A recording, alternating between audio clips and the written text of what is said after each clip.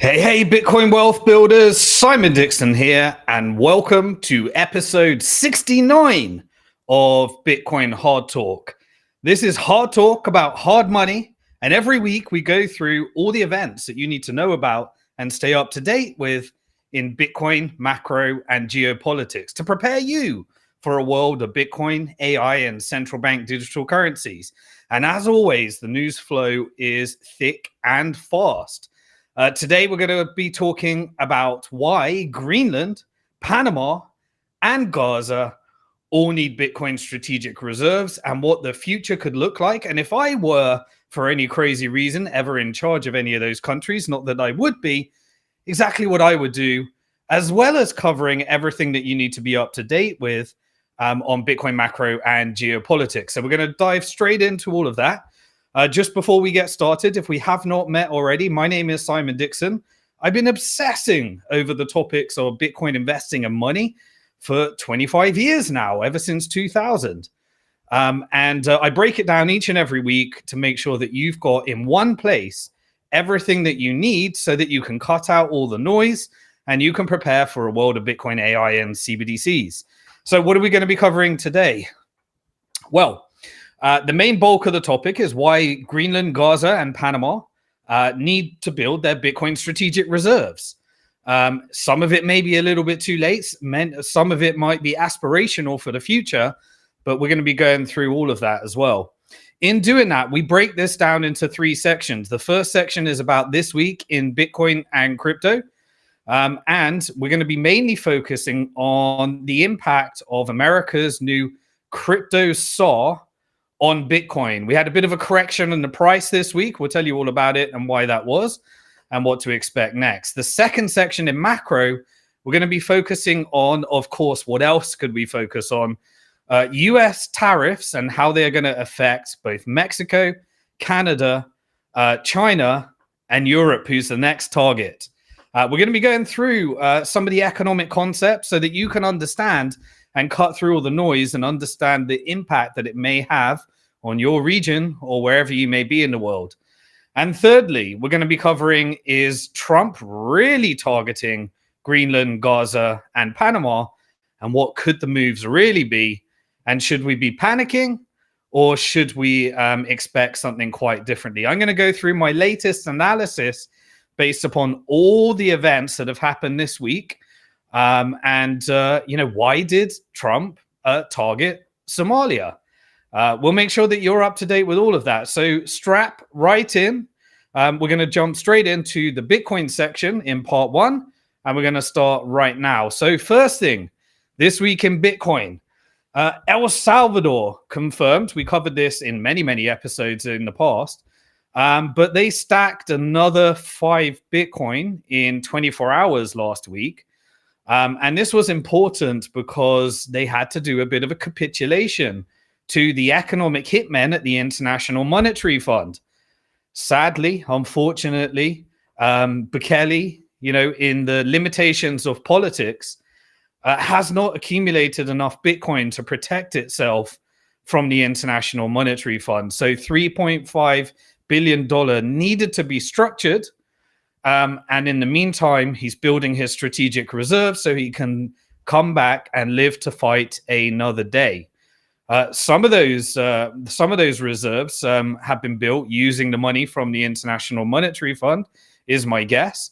But the total strategic Bitcoin reserves holdings of El Salvador, because El Salvador publishes their wallet address, and the people and the civilians of El Salvador can hold their government 100% accountable, knowing that they are building them and not using them and not spending them and not paying down debt with Bitcoin until they can significantly dwarf the debt and restructure the economy to one of sovereignty, where they don't have to make this false choice between China's Belt and Road Initiative and the economic hitmen at the International Monetary Fund, that if you don't bend the knee, you end up with an assassination, or you end up with regime change, or you end up with a civil war, as was the case and is now becoming very apparent it was a brilliant week, actually. We'll get to more of it in the geopolitical section. But many of the things that people have been watching my video and saying, Simon, you're a tinfoil hatter, you're a conspiracy theorist. Turns out they're all true. And the CIA and all the deep state has all been exposed for the institutions like US aid. And we're going to be going deep into all of that. So these crazy things, Simon, you can't tell me that the deep state in the US is responsible and funds and weaponizes these groups. And you can't tell me that these are Mossad operations. Well, it turns out they are. And now you can watch it and read it and see it in real time.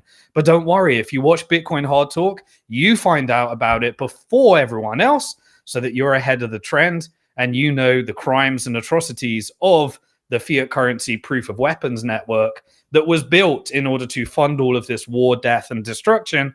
And you get to boycott it because every dollar, every euro, every yen, every pound that is saved in Bitcoin is a peaceful resistance and protest against the fiat currency proof of weapons network that is destroying society and killing humanity and funding all of these covert regime change and oppression around the world. But we get to fight back with the resistance. So how many Bitcoin does El Salvador now have to fight back? Live to fight another day, 6,055.18 Bitcoin. And they added, I think they, what did they add? Over the last 7 days, they added 8 Bitcoin. So slowly but surely, El Salvador is still ahead of the trend. The Kingdom of Bhutan has got a lot more relative to the population per capita. But the total added in the last 30 days since they had to bend the knee to the International Monetary Fund is 50.42 Bitcoin. So they are still building their Bitcoin strategic reserves. But as we said, the International Monetary Fund did their political interference in order to take the debt that is so detrimental to so many countries. $3.5 billion. And Bukele had to basically start accepting the negotiation that happened with Marco Rubio, the new, is it Secretary of State? I think it's, not Secretary of State. I'll get the title later anyway. Anyway, the guy that used to do what Anthony Blinken does, important for all of the international affairs. Thank God we haven't got Anthony Blinken. He needs to go to prison. He needs to go to The Hague. And he was doing the bidding for Genocide Joe and Holocaust Harris that led to the death and destruction. 2.3 million Palestinians there were before Genocide Joe. And Trump said there's only 1.7 million left. That's 600,000. While the media covered up the whole thing in order to make you think that what you were seeing in front of your eyes was you being crazy. No, it wasn't. You were seeing exactly what Israel was doing, and America was covering up, and so was Britain. And we all know now that US aid has been funding all of the media in order to lie to you, to justify war, and play with your emotions and cause violence by feeding you a one-sided narrative that justifies the atrocities for the profits of the military-industrial complex. Well, anyway, we now know and understand what these open borders and immigration policy is about. It is about negotiations with tariffs by sending people back in these mass deportations, which was a deliberate engineered strategy in the first place.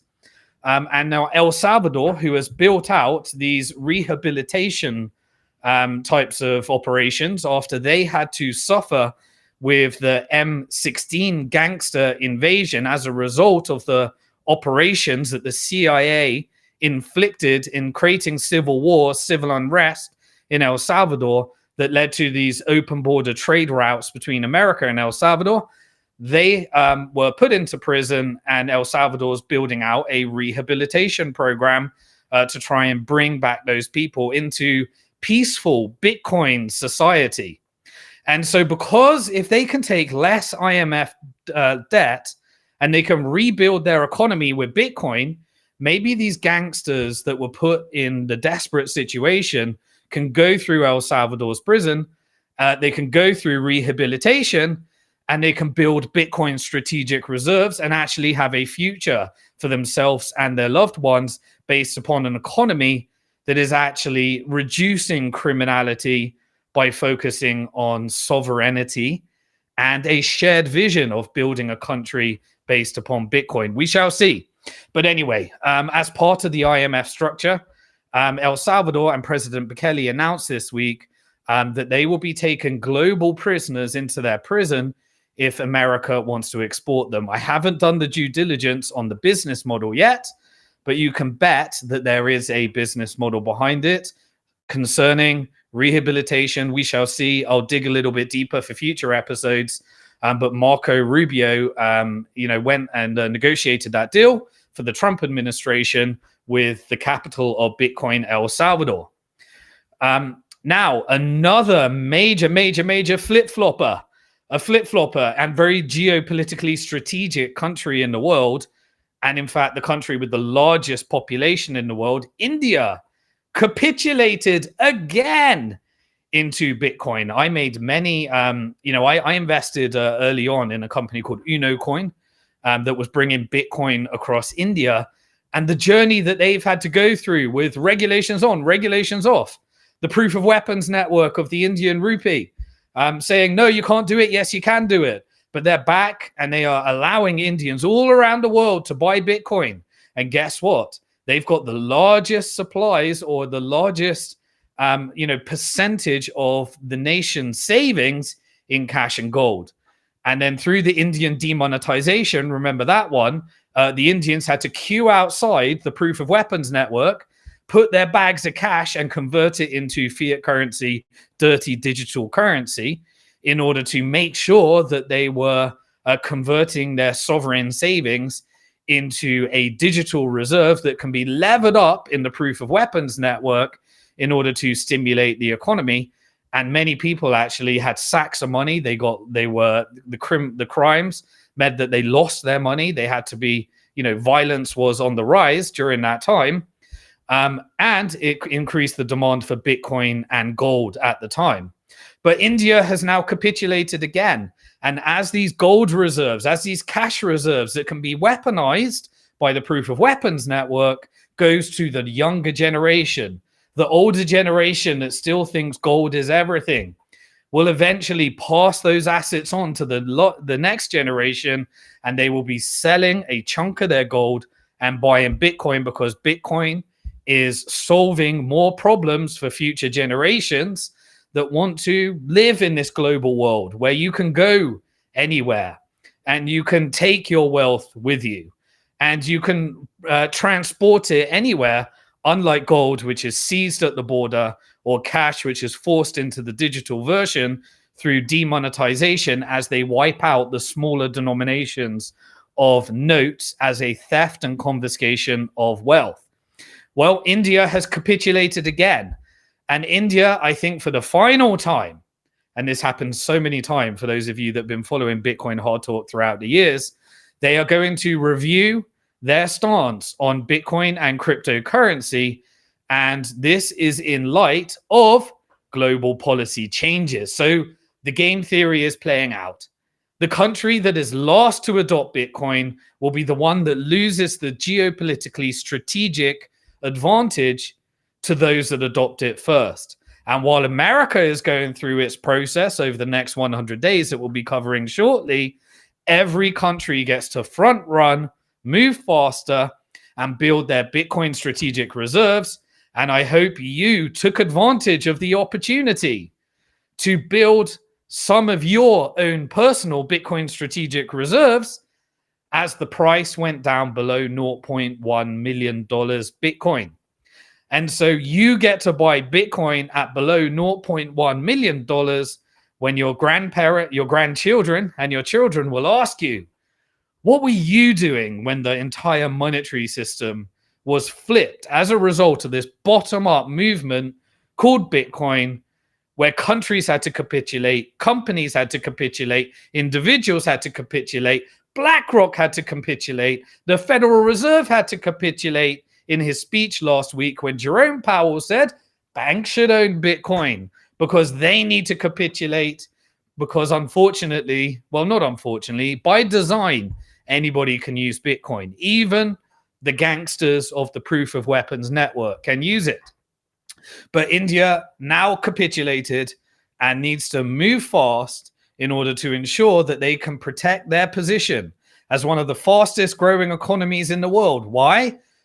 Because America gave them a gift when they sanctioned Russia, and Russia said, we'll send you some cheap oil, and then you can take a clip and send it over to Europe, and the world can be fooled into thinking that these sanctions are actually harming our economy, when Russia actually strengthened its economy and created this fast growth economy in India that was subsidized by that little clip, and recognize that we're moving to a world of de-dollarization based upon the weaponization of the dollar, because you can't weaponize the dollar and be the world reserve currency. More about that in the macro section. But, you know, Bitcoin doesn't need India. Bitcoin doesn't need America. Bitcoin doesn't need China. They need Bitcoin. America needs Bitcoin. India needs Bitcoin. China needs Bitcoin. Panama needs Bitcoin. Gaza needs Bitcoin. And Greenland needs Bitcoin. We'll be covering more and more about that anyway. Bitcoin does not need any country. As we said, it is a geopolitically strategic network that can't be taken down by any one country, because proof of work has reached a stage where it cannot be interfered.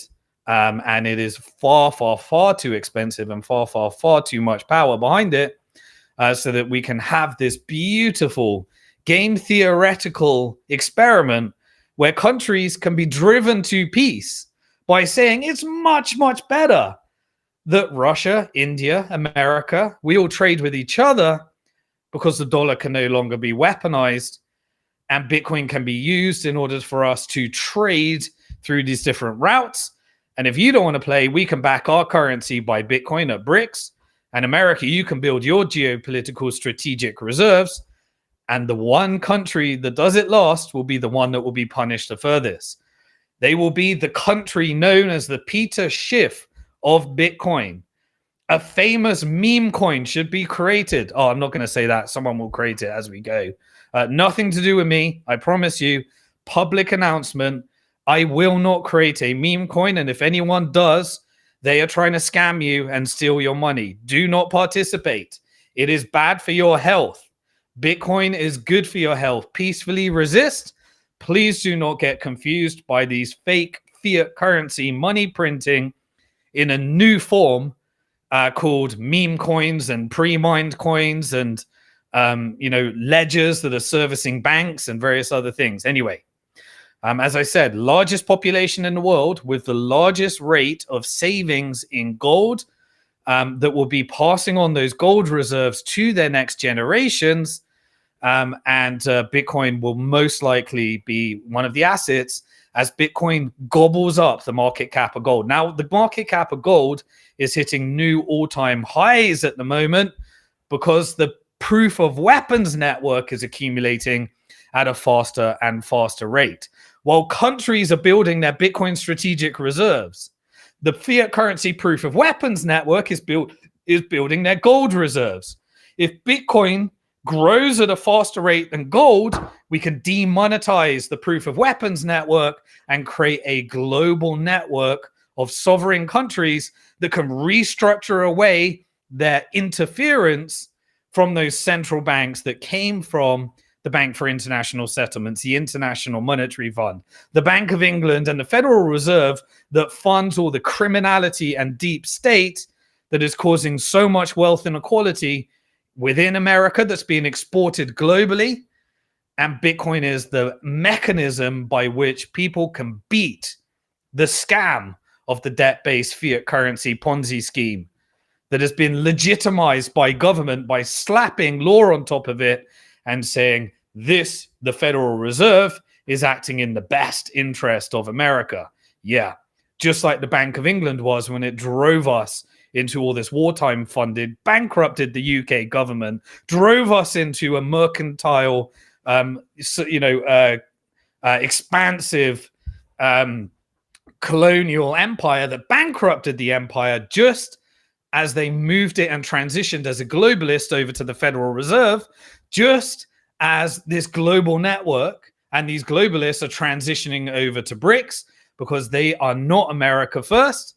They wanted to take you away from the Constitution, turn you into a socialist country, and if they can, they'll replace your socialism with a central bank digital currency and take you closer and closer to the ideology that was funded by the proof of weapons network after the Federal Reserve was created, the Bolshevik communist revolution, where they replaced Russia with the Soviet Union and expanded communism and created this fake Cold War, or this real Cold War, on an ideology where the globalists and the proof of weapons network was funding both sides with the Federal Reserve and this bottom-up Soviet Union that eventually fell because it's such a failed ideology. But they have their tools, and it's called central bank digital currencies. And your country has your tool, and it's called Bitcoin. And you can opt out no matter what happens and buy your own Bitcoin and say, you countries do as you choose. I need to build my strategic reserves so that I can get myself into a position of safety, a financial position where I can take my wealth wherever I need to go. And I can actually have an impact because I'm able to use that type of freedom that Bitcoin has given so many over the last 14 years that I've been advocating since $3 for people to buy some Bitcoin every month. And so many people have escaped the oppression as a result of it. What else have we got?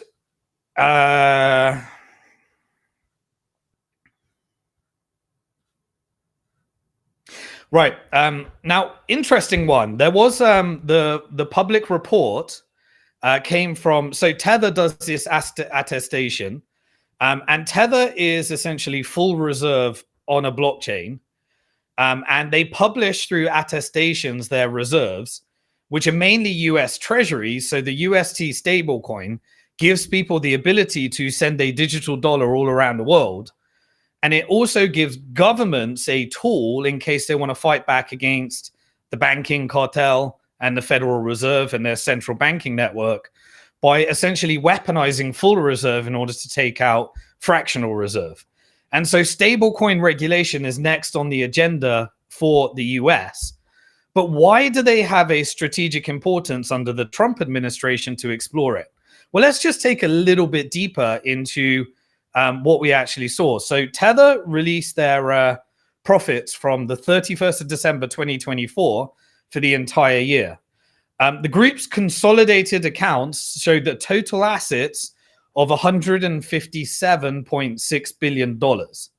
So there is assets within the group, their own assets, plus the assets and the liabilities that they owe to customers through the total amount of tethers that have been issued, of $157 billion approximately. That makes them approximately the 18th largest lender and purchaser of US treasuries relative to all the other sources of income in an environment where like the Bank of Japan is increasing rates, which is leading to selling, and less, which is the largest foreign lender and purchaser of treasuries. But those are decreasing for geopolitical reasons and isolationist reasons and nationalist reasons that we'll be covering in the macro and geopolitical section. But the Tether Transparency Report for 2024 was published, and it showed also a total liabilities of $137.6 billion. That means at the time of the end of the year, there were 137.6 billion tethers in issuance that they owed to customers that were backed by the $157 billion of assets, which include their own reserves plus the reserves that back Tether. So the tethers in circulation is approximately 153 billion. So there was $7 billion of additional reserves on top of the amount that is backing the Tether as per the BDO attestation. Now, this did not include the company's investments, and they had proprietary investments on their own balance sheet. They're now investing in renewable energy in order to power Bitcoin mining, I'm sure they're making many investments in El Salvador to repurpose geothermal energy from volcanoes in order to allow El Salvador to get more sovereignty. And Bitcoin mining and artificial intelligence, Bitcoin mining operations are now being hedged with artificial intelligence. And thanks to DeepSeek that we covered last week, we now know that the amount of computational power has changed the game as the companies are adjusting to that. Even investing in telecommunications, they did an investment in Rumble in order to, have less censorship as a competitor to YouTube. Make sure you follow me on Rumble. I'm about to build my network. That's my hedge in case YouTube takes me out because of all the stuff they don't like. Oh, please do me a favor. I'm going to get back to Tether in a second. I'm trying to get to 100,000 subscribers. Since I covered some of the more controversial geopolitical content, I've gone from being promoted by YouTube to being censored by YouTube. So I 100% rely upon you. And if I can get to over 100,000 subscribers, and I had fast growth, but I'm stuck at this 91,000. I think I'm about 9,000 subscribers away. If you hit the subscribe button, hit the bell symbol, hit all, and if we can get another 9,000 subscribers, I can get a blue tick, and hopefully that will reduce the amount of censorship. We can get that a review. They can see that actually, now that USAID has been published, the things that they used to think were conspiracy theories are actually true information. And we can make sure that more and more people get this message so we can protect more people in a world of Bitcoin, AI, and CBDCs. I need you to get there. Help me get to 100,000 subscribers. Hit that subscribe button. If everybody that watches this video subscribed, I'd be there today. So please do that for me, and I'll keep making sure that I deliver good content for you if you're enjoying it. Okay, back to Tether. So they had all these different types of investments that are not included in that as well, or not included as part of their reserves. And Tether pulled in a net profit of $13 billion. $13 billion for 2024, which is essentially giving you a full reserve digital asset and digital dollar that anyone can send around the world. They then invest it in treasuries. The government pays an interest rate because they're fueling the inflation of the proof of weapons network. People get to protect themselves by buying Bitcoin with it. And Tether takes some of that takes some of that money that the US government is paying in order to fuel up the proof of weapons network, and they boycott it by buying Bitcoin. The Bitcoin is outperforming the proof of weapons network, and they are essentially demonetizing the banking system using stable coins as well. This could create some resistance against a central bank digital currency.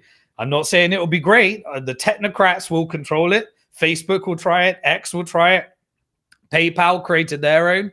I'm sure we're going to have just as oppressive environment from stable coins. However, it does reduce the debt dependency of the fiat currency proof of weapons network and give the actual structure that's needed in case the government ever wanted to end the Fed, and you don't need to go down with the Fed as well. So this is going to be a huge point of contention, and they'll try and get a CBDC, but the more stable coin adoption that happens in the country, the fiat currency proof of weapons network can resist against the central bank. And obviously you're opting out with Bitcoin, but you still need some fiat currency to cover your everyday expenses. If you're going to be joining me later this year in the Bitcoin Wealth Builder program, I'll tell you all about exactly how I manage that, how that transition is going, and how you can be a part of it in order to transition peacefully to a world of Bitcoin, AI, and protect yourself from the AI and CBDCs as well, and build the network that can make them more decentralized as well. Anyway, right. So $13 billion, how big is that? Look, we're kind of used to, we're getting like desensitized towards the number billion now because the fiat currency just prints these numbers and they just fly them out around the world and they just send them to fund wars. And media manipulates us into thinking that this is about protecting democracy, when really it's about giving you inflation, and then the corrupt money goes into the hands of the military industrial complex to make you poorer while their profits get bigger, perpetuating wealth inequality. And then they use that money to bribe the political class. They get richer, and politics is used to not serve the people, is to serve the political class and also prop up corruption. And then that money is then used to create more death and destruction around the world. The IMF forces these loans from the economic hitmen, and then all of these countries suffer greater inflation, and we just overthrow their governments, replace democracies with dictators, and pretend to be the good people and gaslight anyone that fights against it. But Bitcoin gave us that peaceful resistance. Anyway, who are the shareholders of the Fed and the beneficiaries of that? Of course, it's the banks. And so the banks that are the shareholders of this private company, how profitable are they? Well,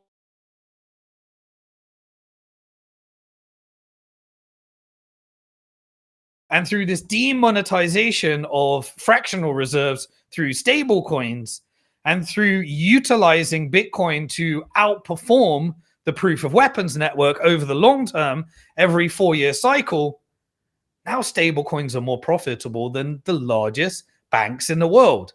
I looked it up. In 2024, Citigroup had a $12.7 billion profit. Tether's more profitable than Citibank. A primary shareholder in the Federal Reserve that gets to utilize money printing and credit creation in order to indebt the world. They get a subsidy to create that debt. They get free money to create that debt. And they're less profitable than the largest stablecoin in the world. This stuff's only just getting started. This is so interesting. What about Danske Bank? I think that's a Danish one. Maybe I'm wrong there. $3.5 billion. So this is minuscule compared to Tether. Banco Santander of Spain, $2 billion net profit in 2024. So a stable coin issuer is making more net profits than many of the largest banks in the world. That is an interesting scenario. Now, does that mean that the stable coins are not also contributing to the atrocities?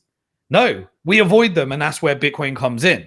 But we still need our fiat currency rails, and they can also be built upon, just as was announced last week when Tether announced that they're building Tether on top of the Bitcoin Lightning Network as well, which then contributes to those that want to receive yield by firing up these channels in the Lightning Network.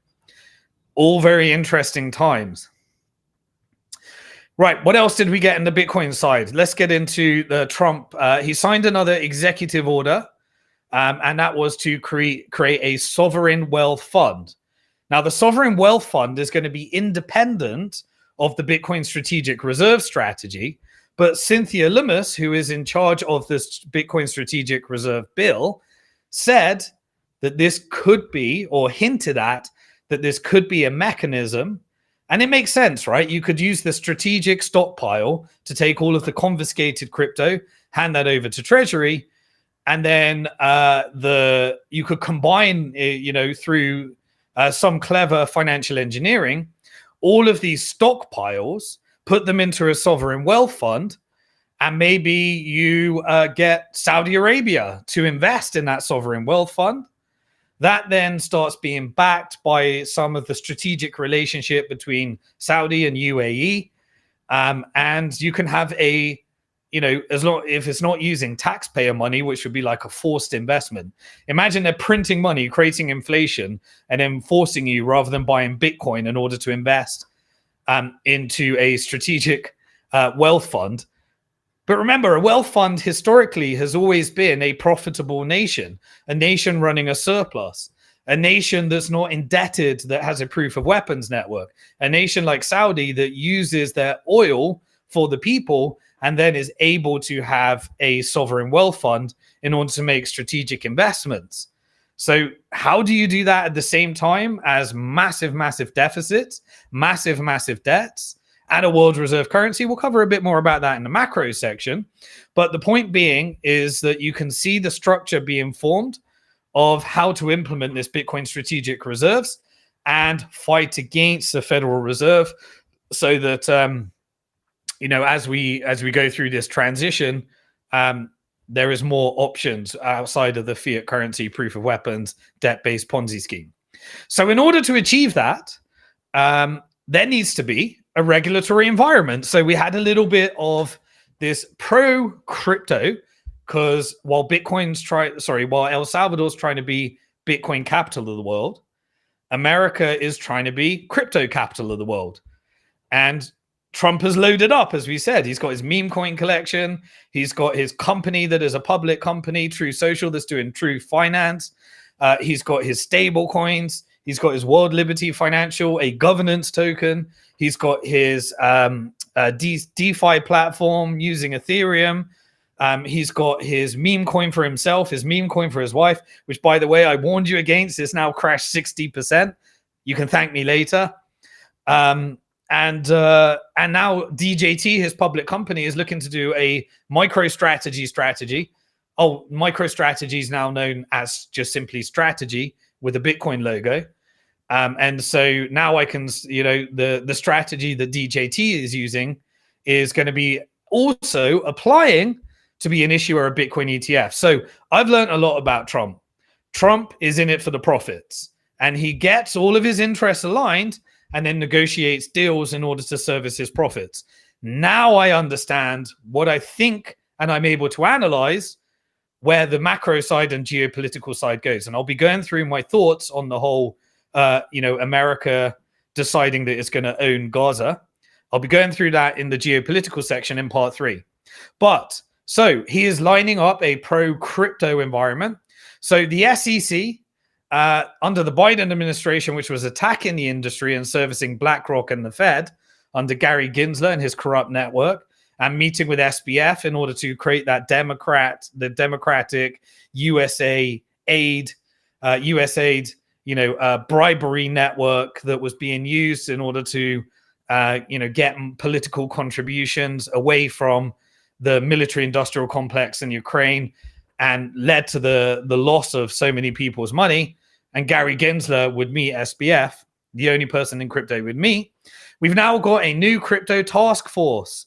And a website was launched, which was, it basically said, the aim of this is to clarify crypto getting sued from the SEC because of the Gary Gensler, Biden administration hostility to hand the, as much of the industry over to the banks and BlackRock. And so now brokers are going to be able to work, hopefully, with this industry. They capitulated, as we said, the game theory at play. Now, interestingly, the SEC decided that it needed to do an overhaul. So it reduced its crypto enforcement efforts by reassigning over 50 lawyers that were working on suing crypto companies. And the cases, 50 of them have now moved to another department, and they are not working on those cryptocurrency enforcement cases. So they're shrinking the size of that team. We'll see what impact that has. At the same time, one of the forces for the Federal Reserve that is weaponized in order to take out any banks. Remember, the FDIC had decided to just take out the crypto-friendly banks when the Fed decided to use inflation as transitory, hiked rates, and took out, broke the U.S. banking system, got one of their agents, Peter Thiel, to crash Silicon Valley Bank, told everyone to withdraw on Spaces, and then got one of their other agents, Bill Ackman, in order to lobby the world to say, I'll buy up the banks for free. We'll put together a Silicon Valley syndicate as long as the FDIC underwrites the whole system so we can socialize the losses like 2008, and Bill Ackman can keep all of the profits, another agent at the Fed. And then the FDIC decided to wipe out all of the crypto-friendly banks, despite the fact that they were solvent, profitable, and doing good business. And so they took out Silicon Valley Bank, Signature, Silvergate, and that has all been swept under the bus. Hopefully that comes out as well, with all this US aid corruption that's coming out. But now the FDIC is turning over a new leaf, and it plans to revise its crypto guidelines and allow banks to engage in crypto activities. Now, remember, it's one thing owning Bitcoin in self-custody, which is what everyone should be learning how to do. It's another thing owning it through an ETF where the Bitcoin is held in custody to back those shares. But it is a crazy idea to store your Bitcoin with a bank when they can engage in fractional reserve banking. And then you can bet your bottom dollar, if that bank goes bust and they do an FDIC takeover through a deregulation environment, they're not going to take away their fractional reserve banks. That's the stablecoin model. So they're going to have fractional reserve bank, deregulation environment. They're going to be able to hold your Bitcoin. And so if they make dodgy loans, they can use their Bitcoin and they will dollarize your claim if there's an FDIC takeover and they go into Chapter 11 like Lehman Brothers did. And they can mark your Bitcoin to market and benefit from the price increase in Bitcoin, just like FTX did, just like Celsius did, just like Mt. Gox did, just like the other crypto bankruptcies did. Now banks can play that game as well. And you can bet your bottom dollar that FDIC is getting ready to accumulate as many people's Bitcoin in the bank and try and make sure that you don't hold it in self-custody. Now, this is going to create a wave of inbound investment into Bitcoin. And hopefully we can educate more people by you sharing, liking, subscribing, and we can educate people into making that transition into owning their own assets independent of the bank's fractional reserve proof of weapons Ponzi scheme. And even if they have some in their pension, at least doing it through a custody service and ideally hedging and going into self-custody as you start to plan your freedom strategy. Right. Okay. So we've had the SEC capitulation. We've had the FDIC capitulation. We've had the bank's capitulation. We've had India's capitulation, all the countries we covered last week. And now we had a speech from Trump's crypto czar, David Sachs. David Sachs created a beautiful buying strategy, which was taken advantage of by Eric Trump, who was making sure that before and after, creating a little bit of a pump and dump so that he can accumulate some cheap assets for World Liberty Financial and fool people into engaging in thinking that the price is going to pump. Then David Sachs came out with a nothing burger statement. And then that led to people being disappointed, a pump dump. And then Eric Trump saying, good chance to buy. And the people that understand that weren't just trading news, they accumulated some cheaper Bitcoins while everyone else was selling the top and buying the bottom. Please don't be a trader. Investing is the game. The insiders are the ones that can manipulate the market. And as we move to a deregulated environment, in order to stimulate the US economy, David Sachs came out and he had his little speech.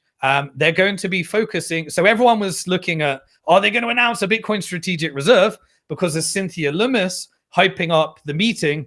And so that created an expectation. These things don't move that fast. They were announcing, look, I've been involved in regulations in this industry for 14 years, running Bank to the Future that has been involved in regulations from day one. These things take years. This is moving fast. They announced that they're going to have a 100-day strategy to get things moving. They said they're going to evaluate their Bitcoin strategic reserves. I think it's going to happen. And the Sovereign Wealth Fund is separate to its strategic stockpile. And they're going to have stablecoin regulations first. Why? Because stablecoin regulations demonetize fractional reserve banking. The Federal Reserve wants to have their input, and Trump wants to have a new tool to take on the Federal Reserve. And so they can get this one, knock it out of the park. And guess who's going to be issuing the first stablecoin? World Liberty Financial. If you want to follow the money, Trump will just make profits and make things happen. I now know how to analyze, and that helps me with my macro and geopolitical analysis as well that we're going to be covering today in part 2 and 3. So, of course, BlackRock, now that it has managed to get as many Americans to own Bitcoin in custody with them, is now looking to get Europeans into self-custody with them. And, this is a decent trade. you get to take some of your pension and protect your pension while governments blow it up with the state pensions. And, you know, for example, Liz Truss in the UK, she was fired because she tried to implement some capitalism into the UK. That suddenly blew up. Well, in fact, it was a combination of capitalism and socialism. She wanted to subsidize cheaper energy in a cost of living crisis at the same time as reducing tax to go to a more free market. And then the pension market said, but we're levering up everyone's pension. We borrowed all this money against BlackRock, and it crashed the gilt market and created a run on the pension system. And the Bank of England needed to come in and bail it out. And the rulers at the Bank of England said, you're not allowed to play prime minister anymore. Get the hell out. And replaced it with their next conduit in order to achieve the deep state agenda of funding and guaranteeing all the war machine for the profits of the military industrial complex by getting the Bank of England to guarantee all of the debt that they wanted to send over to Ukraine. So it goes back into America in the European Central Bank's Fed First strategy of destroying the Europeans in order to get more profits and prop up the dollar, convert the euros into dollars, push up the euro dollar market, and allow the banks to issue more credit so that they can then buy dollars, and then those dollars are invested in blowing up more Ukrainians, and then they can use their briberies in order to make you think that you should be holding up a flag when unfortunately they're manipulating you into killing more Ukrainians because they expanded NATO to push this war, and the CIA executed a military coup in 2014 in order to ensure more violence for the profits of the military industrial complex. Anyway, BlackRock announced we're going to be launching a Bitcoin exchange traded product. It's called an ETP in Europe, and it means that people can have a market for purchasing Bitcoin within their pension through euros without having to go through the euro dollar market. And so BlackRock is hedging against America and will be hedging as it does when it accumulated 50% of Ukraine's land as the collateral, as it was issuing all of these predatory loans. And so at the same time as destroying Europe, it is now benefiting from all the war, benefiting from all the land in Ukraine. And now it's time to launch a Bitcoin Euro ETP product so it can suck up a bunch of the pension money without having to prop up the dollar as we move to an environment of American isolationism and BlackRock hedging into different regions as we move to this geopolitical shifts as a result of the tariffs that we'll be covering in part 2. Well, anyway, we now have, it is applying with the regulators, and the ECB will do its lobby power and say, you can't have crypto, but you can have a Bitcoin exchange traded product. But we do have the MiCA regulations in Europe, which allows people to invest in self-custody. And as long as the European Central Bank doesn't get its evil way, there is still the ability for you to accumulate your Bitcoin with your euros and exit it into self-custody while you can. You know, game theory will mean that you have to do it because eventually they'll have to protect their ECB proof of weapons network using Bitcoin, and AI will disrupt them in the end, making sure as long as we can put AI on open source, thank you, DeepSeek China, that's going to pivot everyone to open source, and hopefully it will be hosted on a decentralized supercomputer like Bitcoin eventually, or whatever it's going to end up. And that will allow us to protect ourselves thanks to this. And then central banks, if AI takes over and they launch their CBDCs, hopefully AI will choose the rational decision of backing it by Bitcoin so that they can have a geopolitical strategic advantage relative to the inflation and the wealth inequality that leads to civil wars, civil unrest, and eventually external new world orders coming in, raging war with those countries, and then BlackRock hedging their bets and the deep state and globalists hedging their bets and using Bitcoin in order to make that transition. But it doesn't matter. Remember, Bitcoin preserved proof of work. It didn't fall for the strategy going proof of stake, so it doesn't matter who owns it. And the more and more people own it in self-custody, the better. And the more and more people decide to run their nodes, there's hundreds of thousands of them, they can back up, and it doesn't matter who owns it in terms of actually protecting this network. So that's everything on this week in Bitcoin. Now, do me a favor. I'm going to preserve my voice by taking a quick water break. In part 2, we're going to be going through macro, tariffs, everything that you need to know this week, impact on Mexico, Canada, China, and the economic impacts, and what I believe the strategy is based upon my new understanding of how Trump works. He just utilizes profit and will just drive wherever the profit goes. And I'll give a bit of analysis on that before we go through part 3, geopolitics. Okay, so here's my favor to ask for you. Please do reshare, please do retweet, add a comment below if you're watching the recording. Help me get the algorithm up, and please help me get to 100,000 subscribers so I can get my blue check, and then the YouTube overlords can actually give me some traffic by analyzing the channel and recognizing that, Simon, that content that we were oppressing you from in the geopolitical section is now a fact, now that there is an agenda to reveal everything and all the atrocities that we'll be covering more in the geopolitical section. Okay, I'll take a bit of water, like, reshare, tweet, hit that button, help me get some more people in, and then we'll go right back into the macro section in part 2.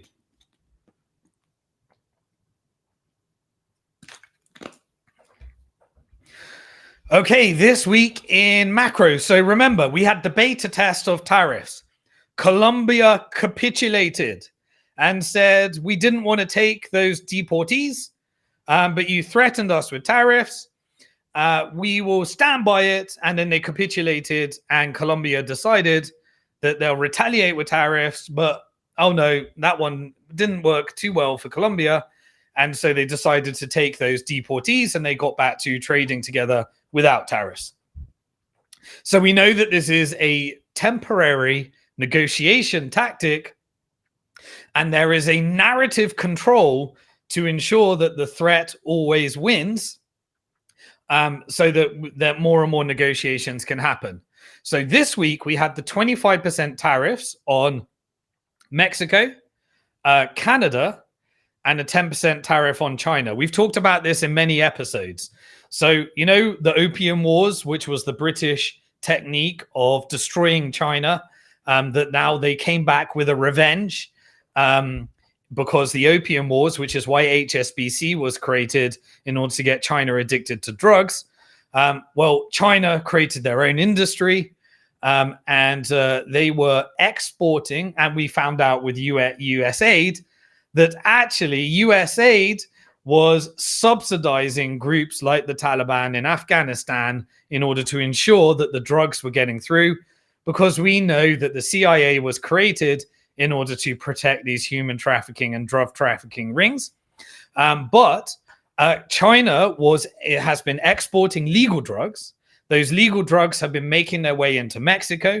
Mexico has been working with the cartel and the CIA in order to distribute those fentanyl drugs and ever iterations. And the different cartels over time that led to the creation of the CIA, which was in New York, the Jewish mobs, as well as the Italian mobs, as well as the Mexican drug cartels, and the CIA that was finding a way of having no congressional oversight in order to allow these corporate networks. They could pretend that they're servicing the national interest when they're serving corporate interest, allowed these drugs to all get through. And so as a result, Trump decided, we're going to use the army in order to protect those borders, and we're going to use tariffs in order to make it look like we got a deal that had already been negotiated. And so if you look at December last year, the deal that was announced with Canada was already agreed in December last year. But this little bit of theatrics needs to go through where they say, we slap this tariffs, you retaliate, and then we'll hold off those tariffs, and we'll just announce a deal that we had already negotiated as well. And America can feel like, hey, this tariff wars is working. As they shrink the economy, go into an isolationist movement, which will require many of the things and a slow removal, like the British Empire in World War One, of a reduction in the dependency upon the dollar as a world reserve currency, in order to a reform within America and move to a more nationalist, isolationist movement that the Federal Reserve and the globalists won't want. And we have this battle between the Trump administration and Federal Reserve that I've been covering for all of this in previous episodes of Bitcoin Hard Talk. Anyway, because of that, there was a real tariff on China and a temporary tariff on Mexico and Canada, and then an announcement of the capitulation like we had in Colombia, but based upon a deal that had already been negotiated. So let's go through the events. So Canada was the first one to come through. And so they were going to have a 25% tariff. Canada then said, respect our sovereignty. We'll respond with our own tariff. And 62% of US crude imports, they come from Canada. And so a 10% tariff, because there was a bit of a tiered approach, on oil that came from imports in Canada, that is also refined in order to turn it into diesel, would have a catastrophic impact on the industries that need it most. And what is the backbone of the US economy? That would be absolutely destroyed by higher diesel prices. Well, we saw this already during when Putin and Saudi Arabia colluded in order to punish the Biden administration, push the prices of oil up, which led to the Fed hiking rates, which broke Silicon Valley Bank and led to that socialization of the bank unrealized liabilities. We know what happened. Well, the industries that were affected were the truckers in America and the truckers in Canada. The Canadian truckers fought back with cryptocurrency, and Canada implemented completely oppressive regimes in order to try and confiscate people's cryptocurrency and stop those resistance, while America was allowed to continue. But those diesel prices created that cost of living crisis. The US dollar proof of weapons network created inflation up to 9% and exported inflation up to 900% in Zimbabwe, and higher rates across the allies as well, despite those. So if this was allowed to go through and the tariffs actually happened, diesel prices would go through the roof in the US. And you would have basically the Canadian Prime Minister, Trudeau, said, we're going to impose those 25% tariffs. The announcement was that will happen on $155 billion worth of American goods.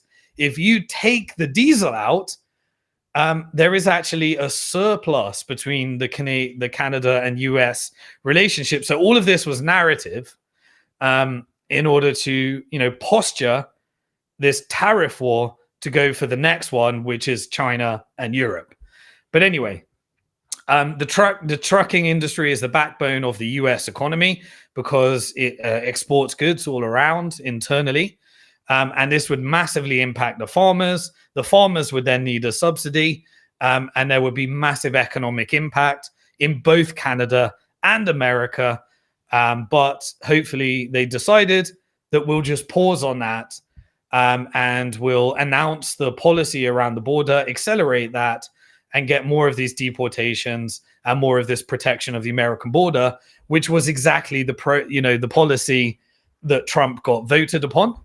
That was negotiated under the Biden administration and now can be executed under the Trump administration. So you get to understand these different types of things. Remember, Trump wants to bring down the price of oil. And we'll go through a little bit more of that as well.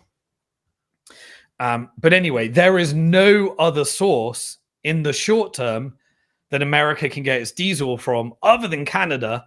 And so as we move to the next stage of posturing, we'll see whether any tariffs actually happened. But inevitably, they abandoned, the implementation of the tariffs. and the border protection deal was done with the budget that was announced in December for protecting the border. Now, Mexico came at the same time, and Mexico was next. So we had all the posturing with Canada. The Mexico announcement.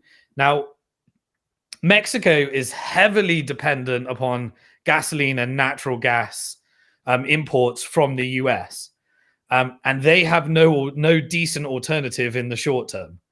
So they have less power than Canada because they didn't have the surplus part if you take out the diesel and oil imports. And so essentially they announced that they're going to protect the border. Additional resources are going to come from Mexico and US in order to take on the cartel. And we had the US aid announcement exposing that it was America in the first place that was funding through these NGOs and corruption, this open border policy.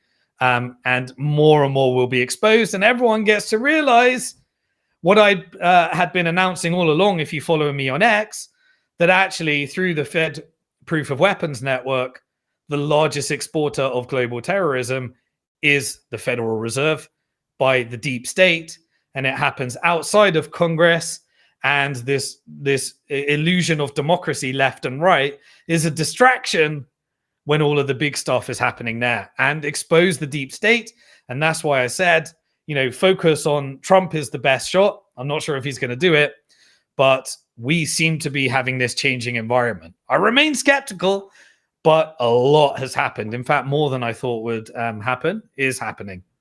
And so the agreed deportation was agreed with the Mexican side.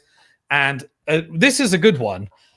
Making other countries call the Mexican drug cartels terrorists so that we don't have this agenda of the Israel policy through clean break memo, where they artificially created, where the USAID and other groups were funding these fake terrorist groups in order to combine it with their words that they created, like Islamist, which was their own agents that were being used in order to create the fake war and terror, justified through 9/11, and in order to create the clean break memo, which was Netanyahu's US foreign policy, in order to detopple the Middle East region, give Israel more power by killing more and more people, which kicked off with the Iraq war. And then WikiLeaks, funded by Bitcoin, exposed everything. And Americans got to see if they were paying attention. But now, rather than that one-sided agenda, they can call the Mexican drug cartels terrorists. And we get this exposure of the CIA's role in this whole thing. But it's kind of done through, different means. The money will still flow to the next place. But these are very positive signs. By using the word terrorism for a different agenda, gets really a little bit of a soft war against the fake war on terror that is being weaponized by Israel at the moment, and US foreign policy and various other regions in Europe as well.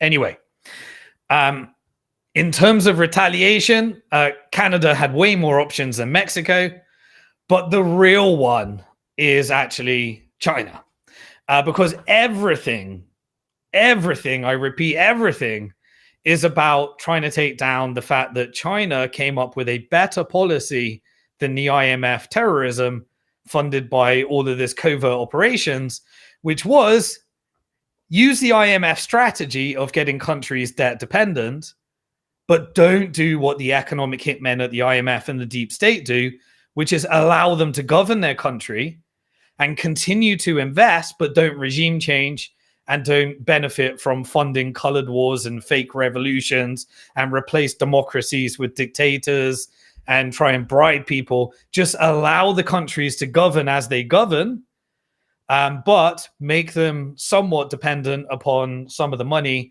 that's being lent to them through the Belt and Road Initiative. That created 150 countries globally that wanted to work with China instead of the IMF. And so America had to fight back and destabilize these regions, use the IMF strategy, and then they can force them into saying, stop working with China. And so while China's investing in all this infrastructure and building up economies, but creating dependency upon them by funding infrastructure and allowing them to govern as they choose, the IMF is looking to detopple them and kill more people and replace any growth with just carnage. And so that's what we saw in Bangladesh. That's what we saw in Pakistan, a failed attempt in Venezuela, a failed attempt in Hungary, a failed attempt in Brazil, where Elon Musk would use X in order to say you need to topple these regimes, install a US puppet, failed in Georgia, succeeded in Ukraine, and hence why we're at war. And the old strategies are just becoming less and less. And so they decide, I think, to capitulate and said, let's just expose the corruption, tell America what's really happening, and blame it on the Democrats. This has been happening since 1961 on the left and the right by both Republicans and Democrats. But we get to use this narrative and say, hey, we're going to and I welcome this. Look, if you're going to politically use it as long as we get the desired outcome. But anyone that's watching Bitcoin Hard Talk, I'm going to tell you the truth as I see it, as I follow the money. This was happening, both Democrats and Republicans. But because it hit a peak when more and more people were understanding what's happening, they couldn't hide it anymore. So they had to capitulate. And the Trump administration can just say, let's use Elon Musk and X. Let's expose it. Let's get the files out there and just say it was the Democrat Party so that we can gain political score. And they deserve the political score, to be quite frank. But we're still not going to fall it. We're not going to fall for it because there's other organizations that we'll be covering, like NED, the National Endowment of Democracy, that is responsible for more death, terror, and destruction than any organization in the world. You think the UK aid stuff that's got child trafficking, sex trafficking, drug trafficking, when you see the state-sponsored part of that, we need to see what comes out of NED next as well. And hopefully that new organizations will be created anyway. But hopefully this is a movement towards, we're just going to trade with you instead of killing you. And that's good for everybody. Good for America because the gig is up. Everyone knows what's happening. And you get to expose the corruption, take the brownie points, and show those Democrats were so corrupt. Win-win, win-win, win-win. Hopefully we can get that. Anyway, China was always next. And that's what the real thing is to try and take down the Belt and Road Initiative using the IMF tactics. And they need you to believe that there is a communist threat, an immigration threat, and a war on terror.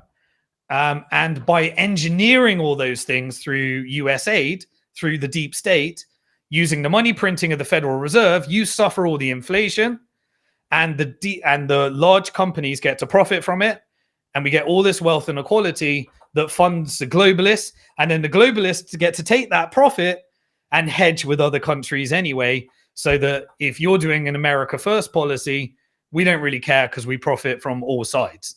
And that is the Federal Reserve, and that's why Americans need to end the Fed, because it's no longer America First from my perspective, from following the money. Anyway, remember at the very beginning of the NATO expansion that led to a Russian invasion, and then they used all the media to make you think you need to wave Ukrainian flags as you sent more money into Ukraine, which was corrupted, and much of it was kept in America and then siphoned off by Ukrainian oligarchs and then used in order to kill Ukrainian people and then make you feel like you need to send more and more and more while the UK is still playing the game. It's all been exposed and Keir Starmer's still trying to hold on to the game. We're going to sign a 100-year agreement to protect Ukraine so that our military industrial complex can make more money and we can kill more Ukrainians and we can say it's that Putin that's doing it. The whole gig's up now. Anyway, if you remember one of the tactics that was used during the invasion, Canada used the invasion into Ukraine, and Trudeau came out and announced that it is going to ban all crude oil imports from Russia to Canada. But when you follow the money, Canada didn't import anything from Russia, so they get to use that announcement and make it look like they're, fueling the narrative and they're the moral high ground. Even though they just didn't change economically anything, and we saw that it strengthened the Russian economy. And you need to go further into sanctions. That led to de-dollarization and drew Russia and China together, which is the worst US foreign policy strategy that exists, which is why it's a problem when you have a corrupted Congress that's following a Israel first strategy that doesn't have the same interests as Americans, and the Federal Reserve is a globalist organization. I hope you can figure all this out as we move to hopefully pushing back against this. Anyway, follow the money, don't follow the narrative, and I'll keep reporting it every week. So now China is essentially doing the same. They came back and said, we're going to have tariffs on oil and LNG imports from the US. But China's not importing any oil or LNG from the US because Trump has a strategy, which is push the price of oil down in order to try and harm the Iranian economy and the Russian economy. But China's saying, okay, all our oil comes from Iran and Russia and various other regions and our Belt and Road Initiative because we're not toppling regimes. And that's where all of our oil, and if you can get that price down, we'll benefit. What will happen to the American economy? It will bankrupt the oil importers because they can't do it at the same price as OPEC. The Middle East wins, Russia wins, Iran wins, and China wins. And that's why Iran and Russia had to sign that strategic agreement, both economically and militarily, to protect against the Israel first strategy that could end up causing a lot of harm to the American economy. Anyway, so China responded with US tariffs. And that's the state of affair where we are right now. But an interesting trend happened. They decided to issue a complaint to the World Trade Organization. And so China, which has a narrative of not following, the Western narrative of they don't follow international law, they don't respect intellectual property. That's correct. They're open source. The open source DeepSeek is just an indication. They don't care about intellectual property. They don't care about copyright. They don't care about protecting trademark monopolies. They have a very competitive environment, but they also have a state banking system, and they use their state banking system and oil resources to reduce the amount of tax that people need to pay. And then they can, harness some of the debt crisis if they lever up their banking system too much. I'll go through a little bit of the stats because we have this whole thing. We got to question narratives, right? In order to create this perception that China's just about to reunify with Taiwan, and therefore the NATO need to expand, and you, Korea, and you, Philippines, and you, Japan, you need to print more money and spend it more so they can buy more dollars, and then we can prop up US dollar debt and our industry to sell more weapons. We need you to believe that China's about to reunify with Taiwan, and we need to protect it to create World War III. Now, those events, the deep state could win. The deep state would love that because they're hedged. They're hedged. But it would be awful for America. It would be awful for China. It would create trillions of dollars of economic destruction, and it could trigger off World War III. You better have some Bitcoin to try and protect yourself through that, and in a long-term way, because there'll be a lot of volatility all around if it gets there. But anyway, China decided they're going to use international agreements. And, obviously the UK aid again came out and revealed, Biden pardoned Fauci, and Fauci had bioweapons that were funded through UK aid in order to create bioweapons within a lab in Wuhan. And the China virus was the America virus, and an operation in order to sell lots of profits for Big Pharma at the expense of the death and destruction of lots of people. All of that is out now. Now, before this would have led to my video getting taken off, I'm hoping that now this is fact, we don't need to worry about the same level of censorship when they didn't want you to know this because they wanted you to fall for it. So America is now violating all these international agreements. So it's flipped. America's going for isolationism. And I welcome America first because I believe that the key is multipolar as we go through. But in the America first nationalist agenda of the Trump administration, the US has now pulled back from NATO. Thank you. You know, that's a scam for the profits of the military industrial complex. It's not about defense, it's about attack. They pulled back from the Paris Accords and decide to focus on drill, baby, drill. You know, China made the most investments there. Germany made a significant amount of it, wrecked the European economy because the CIA blew up Nord Stream pipeline. The ECB was exerting a non-Germany first policy, got them to turn off all their nuclear power plants, which would have protected them, destroyed the economy, ruined their manufacturing base, and created rampant inflation so that all of the euros that are created through the Eurodollar system are lent to the American government.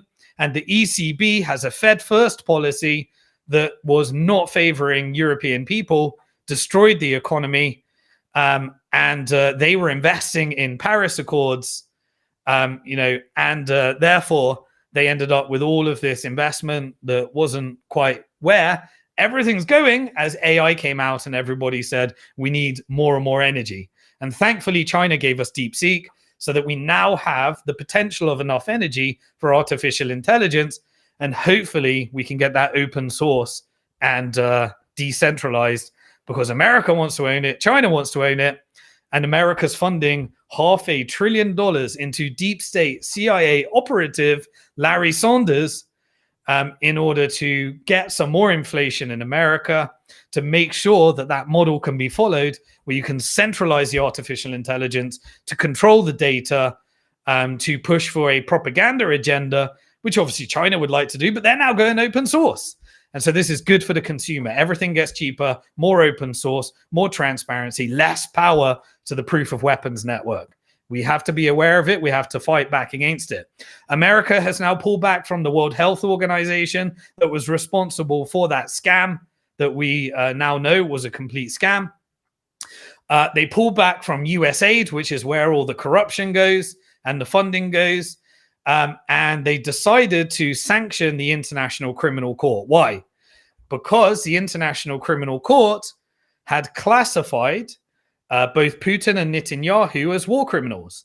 And so any country that hosts Netanyahu for his genocide that we now know has turned 2.3 million Palestinians into 1.7 million Palestinians, 600,000 disappeared based upon the latest stats and the latest data.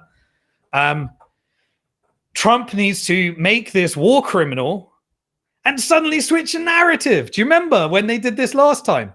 They switched the narrative. We had a death counter on TV. We were all told if we don't inject ourselves immediately, then we're all going to die and we're grandma killers. And suddenly they sold enough vaccines. They got the booster and the booster and the booster. And then suddenly they tell you, oh, that doesn't matter. You're not going to die from that anymore. Get out and help Ukraine. And the narrative all became about Ukraine, Ukraine, Ukraine. And Zelensky managed to get all of this money laundering to kill more Ukrainians in order to try and weaken the Russian side and pull back from all the Cold War agreements and unwound everything based upon a CIA operation and a coup that came from that. And now, if the court decides to use it in line with the American agenda, i.e. Putin, then it's okay. We use international law. But if it's used against Netanyahu, then suddenly we need to sanction the International Criminal Court.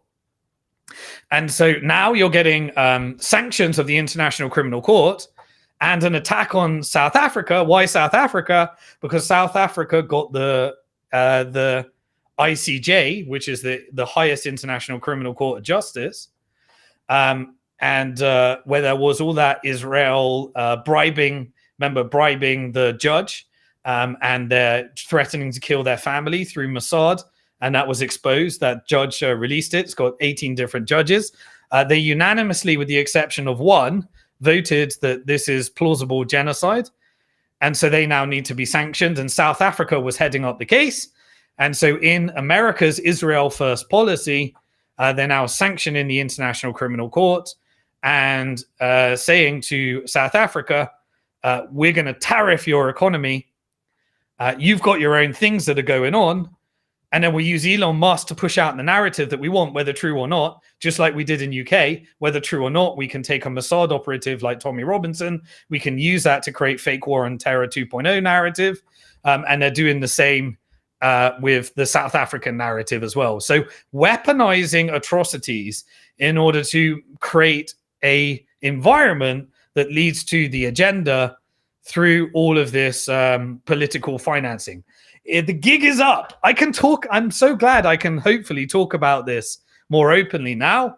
And hopefully YouTube is going to give us traffic again if we can get above that 100,000 subscribers, as they completely oppressed the growth rate that we were having as soon as I started talking about some of these things. But now it's their agenda, because now the agenda is isolationism in order to reveal and make people think it's the Democrats only.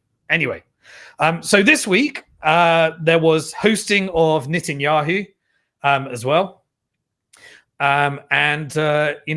This is a complete alignment between the Israel and America policy.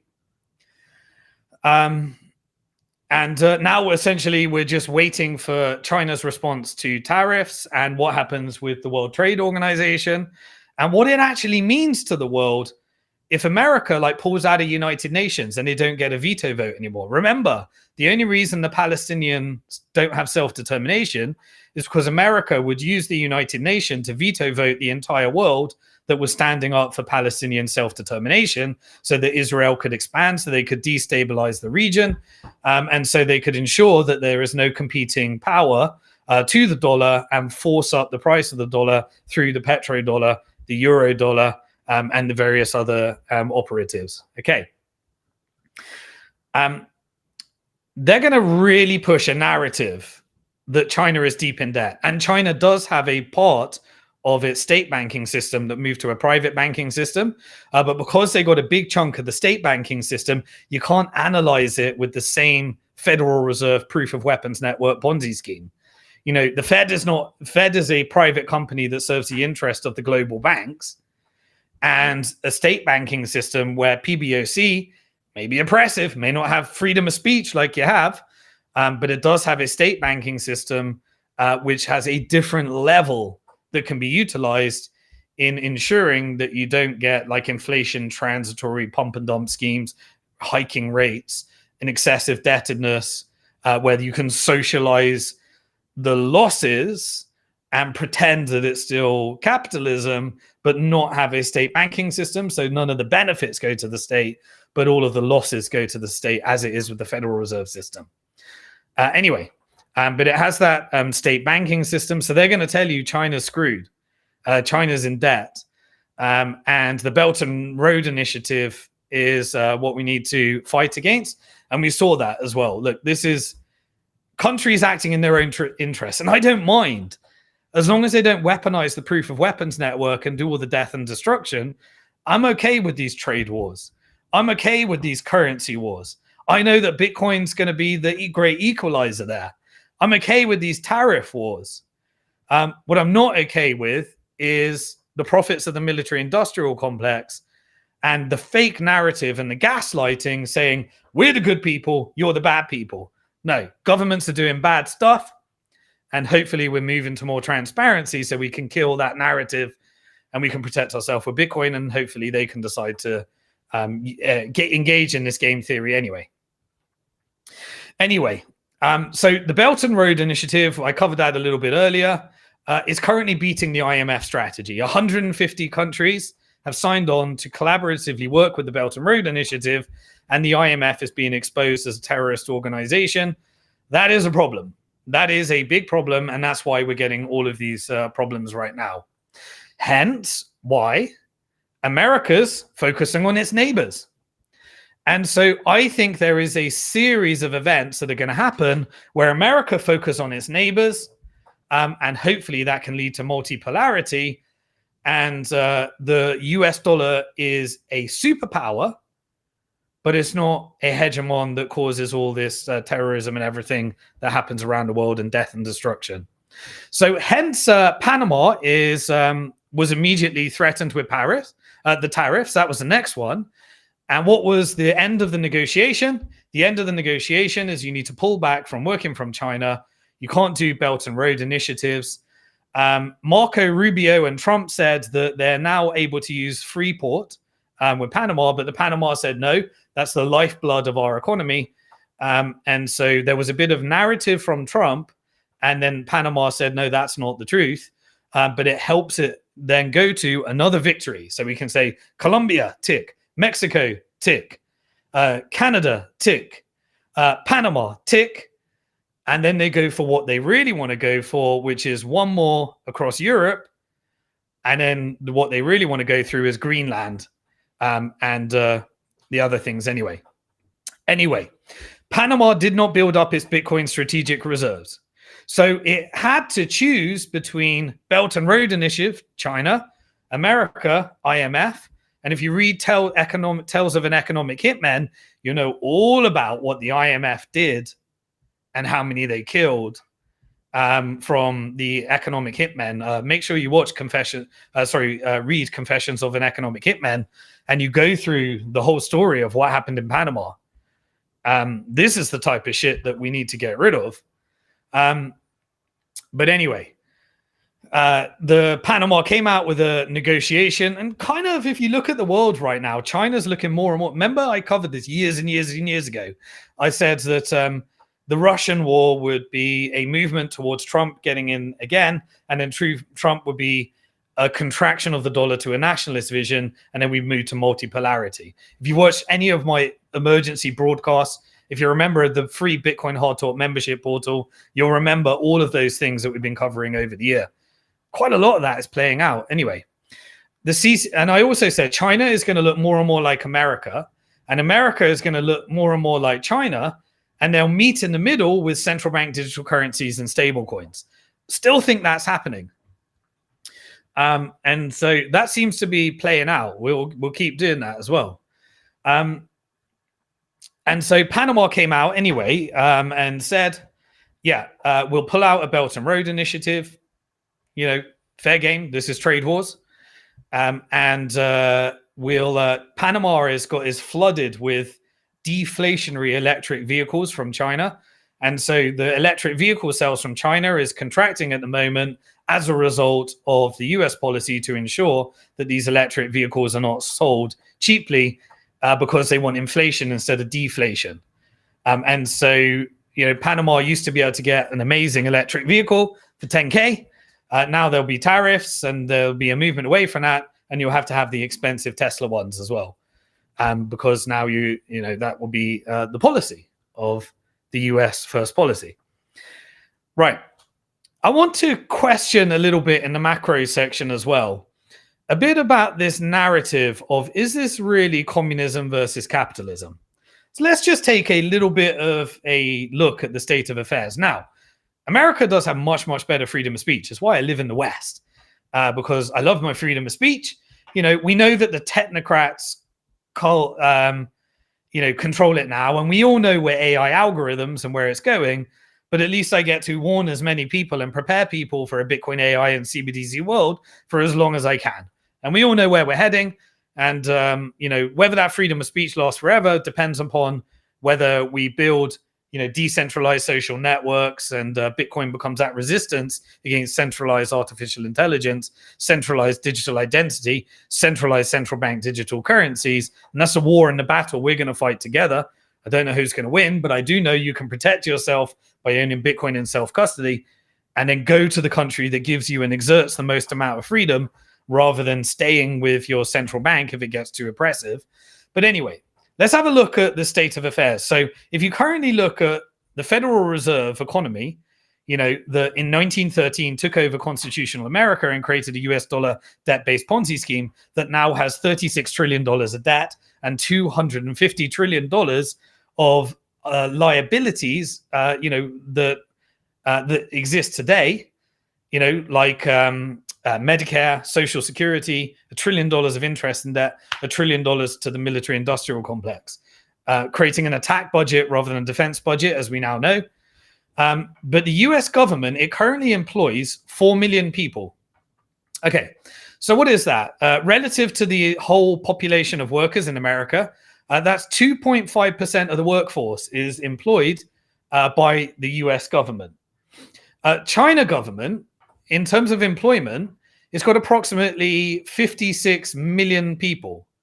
So that is, they had the CCP, which was originally communism. They transitioned to capitalism, but they didn't want large companies taking over their industry, and they kept control of energy resources, state banking, and various telecommunications, which is why you get bad freedom of speech because of that.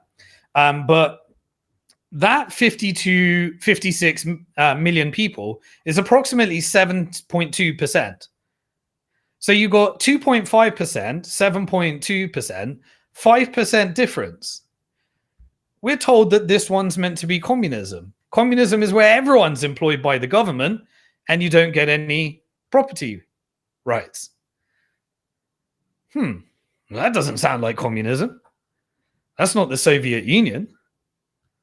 Anyway, 7.2% of the workforce. So why are we still being fed that narrative? Well, because China still calls it the China Communist Party, even though it's got no connection to communism. Yeah, totalitarianism, but it's not the economic model of what Karl Marx created, which was the ideology used by Wall Street and the Federal Reserve to detopple Russia with the Bolshevik Revolution, based upon that invasion to create the Soviet Union in the first place. So let's look at US government spending. It's 24.8% of GDP. So a quarter of all spending in the US is government. The China government spending is historically around 30 to 35% of GDP. So at best, it's 10% more than America. But that doesn't sound like communism.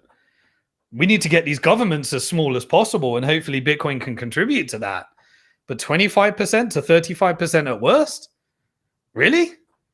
This is the boogie monster? US debt to GDP. America is thanks to the Federal Reserve System, America is 125% debt to GDP. Who benefited from that? The shareholders of the Federal Reserve. So they create the digital dollar every time they issue a loan, and they get a special subsidy. And that's why in 1913, you needed the Income Tax Act at the same time as the Federal Reserve Act. And so China debt, what is that? China debt to GDP, 27%. So a state banking system leads to less indebtedness, less inflation. Now, there is a challenge with the amount of debt that they've pumped into real estate in China, and America will use that narrative to say you don't need to worry about China. We need to worry about the threat of communism, which is why we need to defend through military rather than economic. And Trump is saying, no, let's compete through economic. Let's do tariffs. So this is a recognition of the old narratives that we're fed.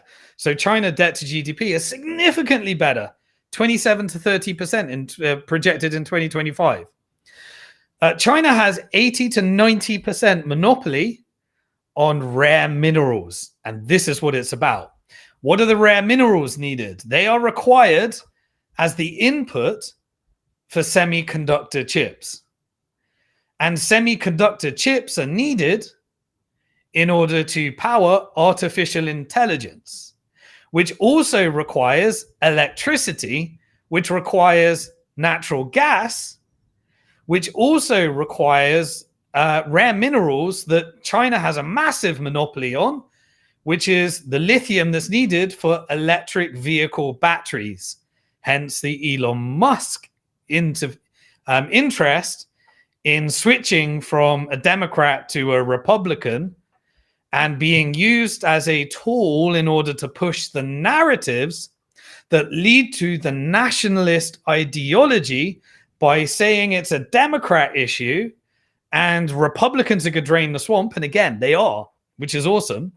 And they can weaponize that in order to get the resources that are needed and retreat back from dollar dominance in the to multipolar, which is what we need for peace. But there are forces that don't want that. The globalists don't want that. So this is what we need to expose. And this is what we'll always follow the money for in Bitcoin Hard Talk. So US has the world reserve currency. That is their power. China has the rare minerals monopoly. They have to trade with each other. But BRICS needs de-dollarization in order to achieve that. So when Trump is using tariffs to weaponize against its partners and sanctions to weaponize against its partners, that's driving the BRICS corridor to everyone want to use non-dollars to trade with each other, which is creating more power to the BRICS side, even if they don't launch the currency. And then they could launch the currency and back it by Bitcoin. And then America could say, we'll do the Bitcoin strategic reserves to fight against the Fed because we're at 125 debt to GDP when Russia's 22% and China's 25%. This is why Bitcoin becomes the power play, because that is a deleveraging mechanism. And when you can use it as collateral with stable coins, you can deleverage the banking system. But the fiat currency proof of weapons network wants you to be on a central bank digital currency. Get the game? Yes, this is what we need to be protecting ourselves from. And this is what we need to understand. So that de-dollarization movement is pushing the global south together. So why do we need to do all of these old covert operations that now everyone's figuring out? Because I've been watching Bitcoin Hard Talk and all the other people that reveal this stuff that I use in order to learn from as well, that were called tinfoil hats because of the CIA Operation Mockingbird. And then you can put crazy conspiracy theories out. And then when people try and actually use, this is what intelligence agencies do, they can say, oh, you're a conspiracy theorist because there's the wacky ones. And then they can combine it with saying, oh, no, don't criticize the deep state. Don't criticize Mossad. You're anti-Semitic. We're de-weaponizing those tools right now because now it's all being revealed and becoming self-evident. Anyway, the US needs to return to the real dollar pre-1913. And maybe, just maybe, Bitcoin is creating that type of environment where even if they don't know it, America could move to pre-constitutional dollar before the central banks, before the European central banks created the debt-based Ponzi scheme.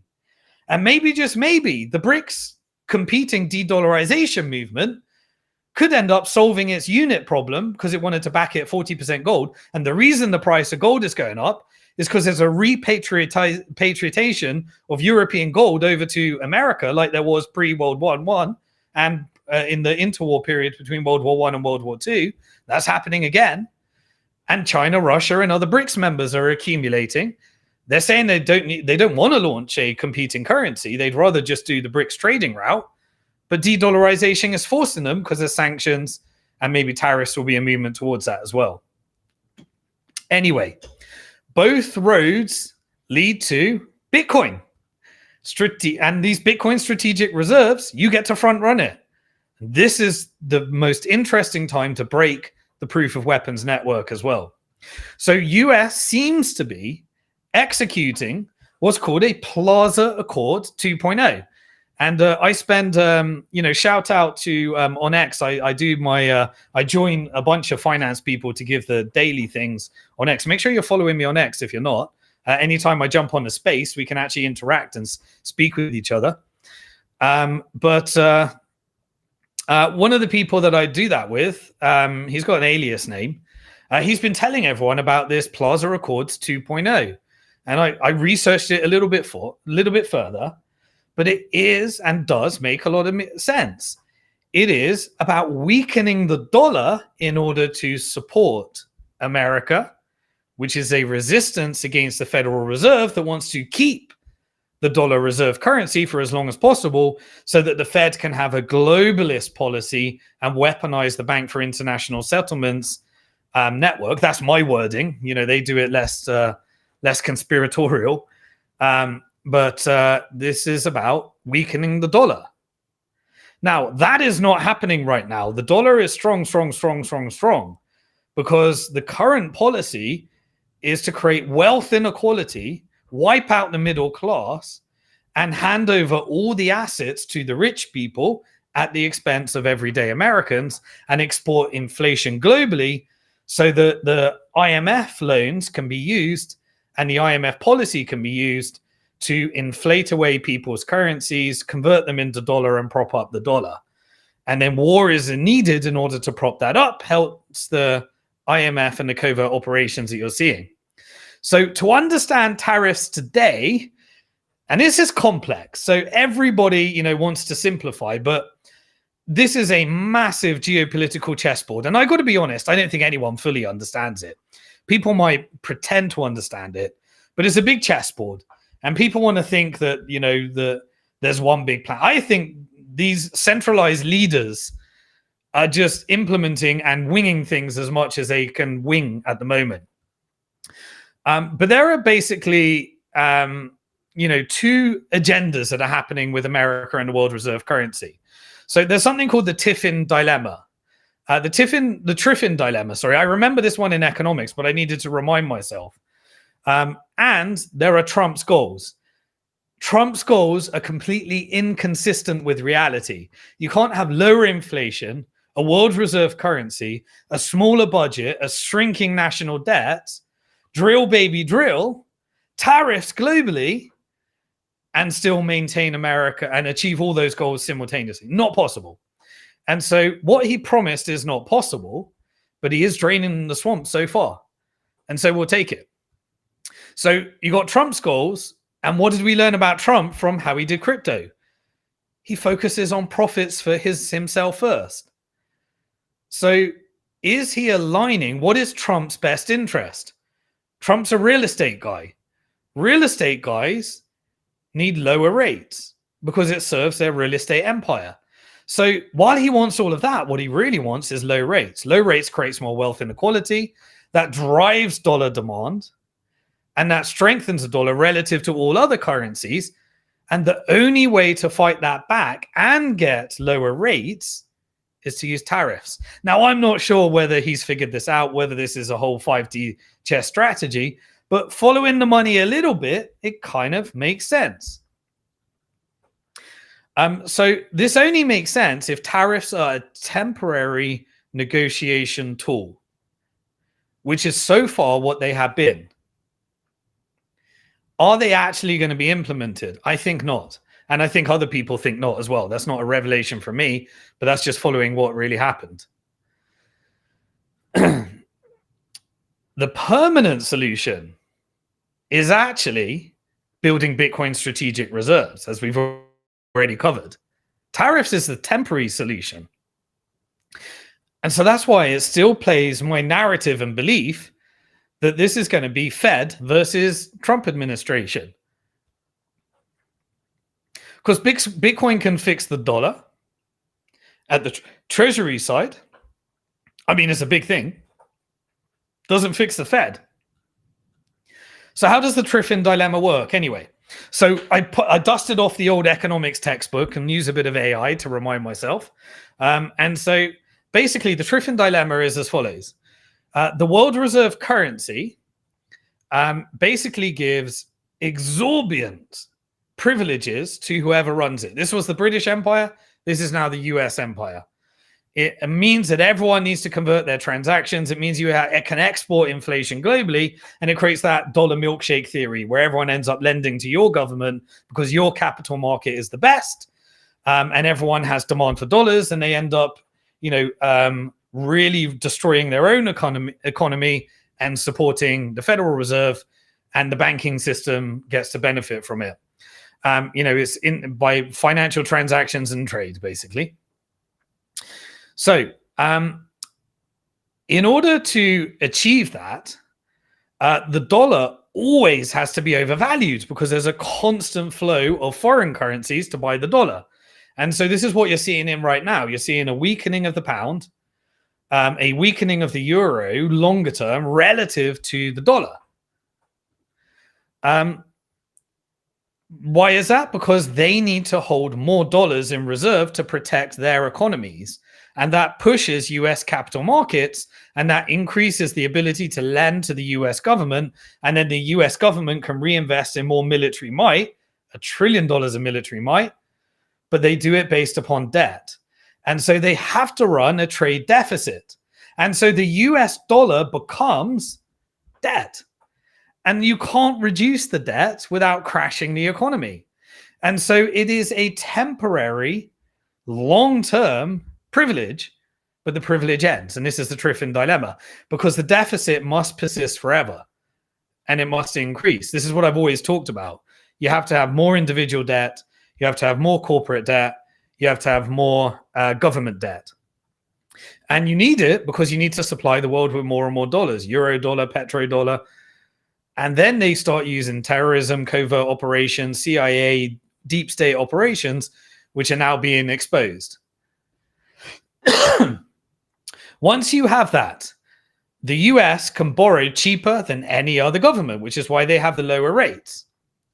But the Federal Reserve can artificially push down the short-term rates, but we're seeing that the longer-term rates, which is 10-year treasuries, are harder to manipulate, but they could be decreased by using tariffs and reducing the demand for the dollar. But then you have to have and give up the world reserve currency. And this is the dilemma. Do you want the world reserve currency, or do you want increased wealth inequality, more and more wealth inequality, until eventually you have civil war, revolution, and then a new world order and a new world empire comes along due to excessive debt because the economy gets too complicated and the whole world looks at Trump saying, can you solve Ukraine? Can you solve Panama? Can you solve Greenland? Can you solve the Middle East? Can you solve Israel? Can you solve the whole? And no one person can solve it. And this is what led to the fall of the British Empire. It just got too complicated. They had to retreat. They had to give up the world reserve currency, and they had to focus on their internal economy. And the Bank of England bankrupted it, essentially, and handed over its power to the Federal Reserve. And then all the gold went over from all the different operations that I've covered in previous broadcasts. Anyway, what the US want, or what Trump wants right now, is it wants to borrow cheaper. When I look at Trump, it wants to borrow cheaper. But how do you get that? Well, you have to give up the world reserve currency, or you have to give up the trade deficit, which leads to a contraction in the economy. So how do you supplement that? Tariffs. And so I'm trying to figure out whether this is fake or real. But either way, this is the same result. That's where tariffs are coming from, I think. So we shall see if it's just negotiation tactics or real. But tariffs are often like a temporary negotiation tool, as I see, to achieve a goal, or it can be a long-term in order to achieve a removal of the world reserve currency. But the ultimate goal is essentially to have multilateral agreements, which is what's been happening between your neighbors, and retreating to a multipolar world. So all of this leads to the theses that I've always been talking about in Bitcoin Hard Talk in the macro and geopolitical section. Is I believe that this is a movement to multipolarity, because the dollar continuing on its path takes us to World War III. Could this prevent World War III? This is what we have to watch. And this is why we have to protect ourselves with Bitcoin. Anyway, you can use tariffs in order to weaken the dollar if they're real, or you can use it to temporarily get the negotiations. This is what we see. This is what Plaza Accord was. Plaza Accord was a deliberate strategy to weaken the dollar. And this could be Plaza Accord 2.0, depending on whether it's real or just negotiation tactics. But again, how do I know? What is the actual goal of Trump? Trump's goal is to lower the long-term borrowing cost, 10-year treasuries, which is going up and has contracted slightly since the tariffs have come into play. And so this is why I, again, think that the Federal Reserve is going to try and work against this agenda. And stable coins would be the mechanism, which is why stablecoin regulations, for using a new tool against the Federal Reserve. And then using the Bitcoin Strategic Reserve in order to build its own collateral base and fight against any international, trends that allow other countries to beat it. So we are in Bitcoin game theory, exactly as we pointed out in many multiple times. The demand for Bitcoin, again, if you're selling less than 100K because you're worried about trying to make more dollars trading, you got it wrong. You got it really wrong. You have to be an insider to play that game. And investing is the great equalizer. And, this is why later I'm going to make sure in the Bitcoin Wealth Builder program, I publish online exactly what everyone can do in order to protect themselves in a world of Bitcoin, AI, and central bank digital currencies. Anyway, Trump's agenda is to get rates down to protect real estate so he can borrow more as he builds stable coins, DeFi, tokenized real world assets, NFTs, meme coins, a deregulating environment for crypto stablecoin regulations. And Trump just follows the profit. So when we go to the geopolitical section, to try and get my head around what Trump is actually doing and be less emotional, because I definitely was triggered by his comments on Gaza, all we need to do is look at Trump's profits. And that's my new model in trying to figure out what Trump's actually doing. So don't listen to what he says. Look at what he does, which has always been my methodology anyway. But this is going to be my new methodology for Trump. He's here to make as much money as possible. And that's the model. He'll tell you it's America first. And maybe it will be America first if you align your interest with him. But that means you've got to align your interest with him. And he is pumping a Bitcoin ETF. He's buying Bitcoin. He's pumping these different stablecoin strategies. And so if you're not in this market, then you're betting against Trump. And I wouldn't bet against Trump in terms of aligning his interest with his policies and what he's pushing for. Okay. So anyway, I trust Trump to always focus on his profits. And that's what I think we're going to see. I'll test this theory throughout the administration for the next 4 years. And it's interesting because he's not going to be reelected. He's at that age. This will be his last one. So he can do whatever he wants. And we have met peak centralization in the world. His negotiation with MBS, his negotiations, with Xi Jinping. We've hit peak centralization. A few people at the Bank of Japan, Bank of England, IMF, the deep state, and a resistance with Bitcoin against it is fighting centralization with decentralization. And what do they want? How are they fighting you? Trying to persuade you to put your Bitcoin in their custody so they can profit wherever it goes. And so they are hedging. The globalists are hedging in every single way possible. And this is definitely one of the most interesting times in financial history. I think Trump is trying to push Jerome Powell to pushing rates, shorter term rates. He's using tariffs to look at longer term rates. And he's realizing that you can't push the Fed because Jerome Powell said, you can't fire me. It's against the law, even though Congress can if they wanted. And so he's saying, all right, cool. Let's use stable coins. Let's use crypto. Let's build tools. Let's use Bitcoin. And that could take you to ending the Fed. Delusion? Fine. All the things I talked about years ago were delusion. As I was telling people that what Bitcoin could do in 2011, you call it delusion. Eventually, it gets laughed at, ridiculed, and accepted as self-evident. Got some things wrong, but Bitcoin allows you to do this. And that's why I would implore you to support me in getting to 100,000 subscribers by sharing this with your family, getting more and more people to walk. Look, many people have left in the comments. I read your comments. They were saying, I don't need to watch anything all week because you give me all of the geopolitical stuff, all of the macro stuff, all of the Bitcoin stuff in one place. I just need to watch it for a couple of hours and it saves me all the time of trawling through all the news. You're welcome. Help me get this message out, get me past 100K subscribers so I can stop being censored, get that blue chick, that blue tick. And now that there has never been a better time with all the exposure of my message that YouTube might start, I don't do this. I don't monetize or anything. I don't give a damn about that. But I want this message to get out as much as possible. And I need you to help me get past 100K. Been stuck at 91K ever since they started censoring me. Okay, so tariffs weaken the dollar. It reduces the deficit. And at the same time, there is a Bitcoin strategic reserve and a stable coin system being built. I'm going to follow the money. And that's why I think I'm betting against the Federal Reserve winning here.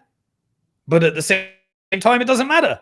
Because even if the Federal Reserve wins, you can protect yourself with Bitcoin. Unfortunately, those that don't own Bitcoin, unfortunately, I don't think enough people own Bitcoin. That's our job.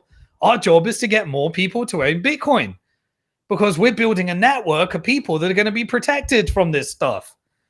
We're going to be ready for a world of Bitcoin AI and CBDCs. They're not. We need more people to own it. Help people get off zero Bitcoin. It's a service to humanity. Boycott the Federal Reserve. Don't let them win, and protect yourself even if they do win. Okay. But their winning takes us to World War III. I don't want to go to World War III. Our winning takes us to artificial intelligence being being decentralized and open source. Bitcoin taught us the story to freedom. Governments do not take us to freedom. Central banks take us away from freedom. And we can support ourselves, our companies, and our governments. And central banks like the Czech Republic one, they can decide, I'll build some Bitcoin reserves into that central bank. I can fight against the ECB.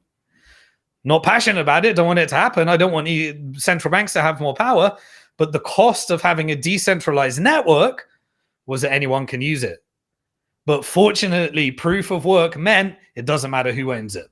Beautiful. Satoshi Nakamoto, I will forever be grateful for the gift that you gave to the world in supporting us in transitioning from this world of proof of weapons based upon deceit and violence into a potentially much, much more peaceful world where we can trade with each other and align interest and harness Bitcoin as the mechanism for never weaponizing a global reserve currency and taking us to a much, much more, game theoretical world anyway. Well, I'll continue to be deluded and continue to report on what may happen. You just need to protect yourself, whether what I say happens or not. Okay, this is all bringing us to monetary reform, stable coins, Bitcoin reserves. You could even use a tax cut. When you have, this is what the world used to look like before central banks. You didn't need income tax in those days. Maybe we can get there. This is crazy. Maybe. Let's see. But anyway, you just need assets that can beat that, which is what the Bitcoin network does, and anyone can play that game. Spend less than you earn. Save the rest in Bitcoin and build a strategy to make more sovereignty for yourself as well. Okay. Anyway, we haven't even started the geopolitical section. How are we doing? Wow, 2 hours in. I'm getting really bad at this. I might actually cut the geopolitical section a little bit shorter, but we'll see how we get in. Anyway, I hope you're enjoying it. Like it if you are, retweet it if you are, reshare it if you are.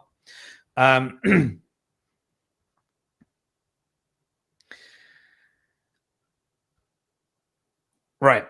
So anyway, this system, I think we're witnessing the change anyway.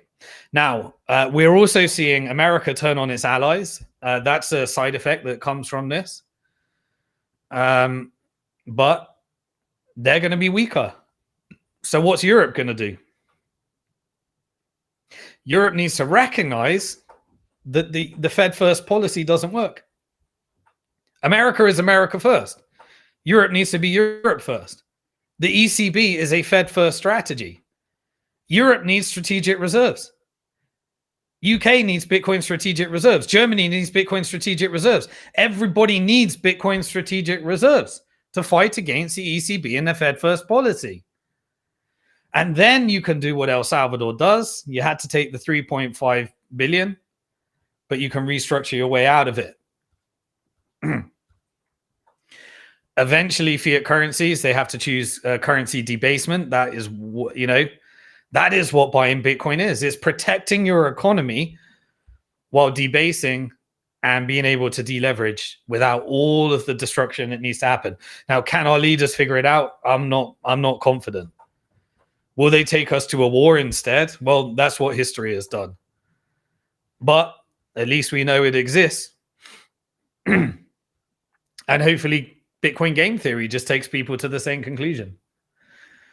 Essentially, both sides of this, the countries that are being crippled by the dollar, they get to protect themselves using Bitcoin.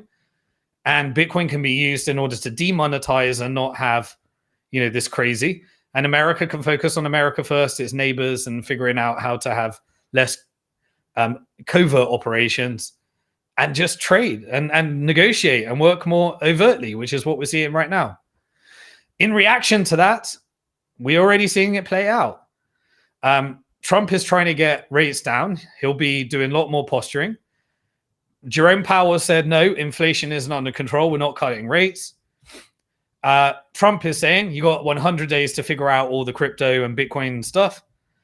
Let's move fast. He wants his tools. The Bank of England is being destroyed because it's still doing a Fed first policy. What did the Bank of England do? It's cutting rates in order to stimulate the economy. So it cut rates from 4.75% to 4.5% so it could give its people some relief on their mortgages and try and stimulate the economy through debt. You're going to see more and more rate cuts. The Bank of Japan, which is the piggy bank, they're saying we need to focus on our people. So you've got America that is going to be trying pressurize to cut rates, tools to compete with that, strategic reserves. Everyone else having an oppressive economy, needing to cut rates as well to stimulate the economy through indebtedness. This is how the proof of weapons network was designed. Trump wants to drive down rates and the price of oil. He wants more gas for artificial intelligence. China has said we can do it cheaper. We can now achieve more artificial intelligence. But the price of oil, as we said, if he gets drill baby drill down to $40, that bankrupts American oil trade. So that would need to be subsidized. How would that be subsidized? Universal basic income through either stable coins, because he doesn't want to give Powell the power. And so they're going through those CBDC bans, but he'll give it over to Elon. He'll give it over to Zuckerberg. Why do you think at his inauguration, you had Amazon there, Google there? This is why the price of gold is going up. Gold is the asset of the central banks, the centralized asset. Bitcoin is the decentralized asset. And this is the resistance that we are seeing. The proof of weapons network is protecting itself through gold. Gold is reaching new all-time highs. I think we had 2,850, 2,900 is ripping because central banks are trying to protect themselves from the fact that governments could fight back with Bitcoin. And individuals, companies, and governments and central banks are using Bitcoin. This is a shift of the US relationship with the world. And that's why we got US aid that came out right now. US aid is exposing the old system. It says it's time to tell the truth. Too many people know. The gig is up. Let's just tell everybody the truth. And at least they can talk about it on spaces and everywhere. And we can at least get their data for AI, give them freedom of speech, and just drain the swamp.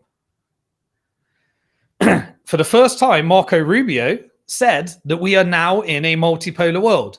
That would never have been said under Antony Blinken.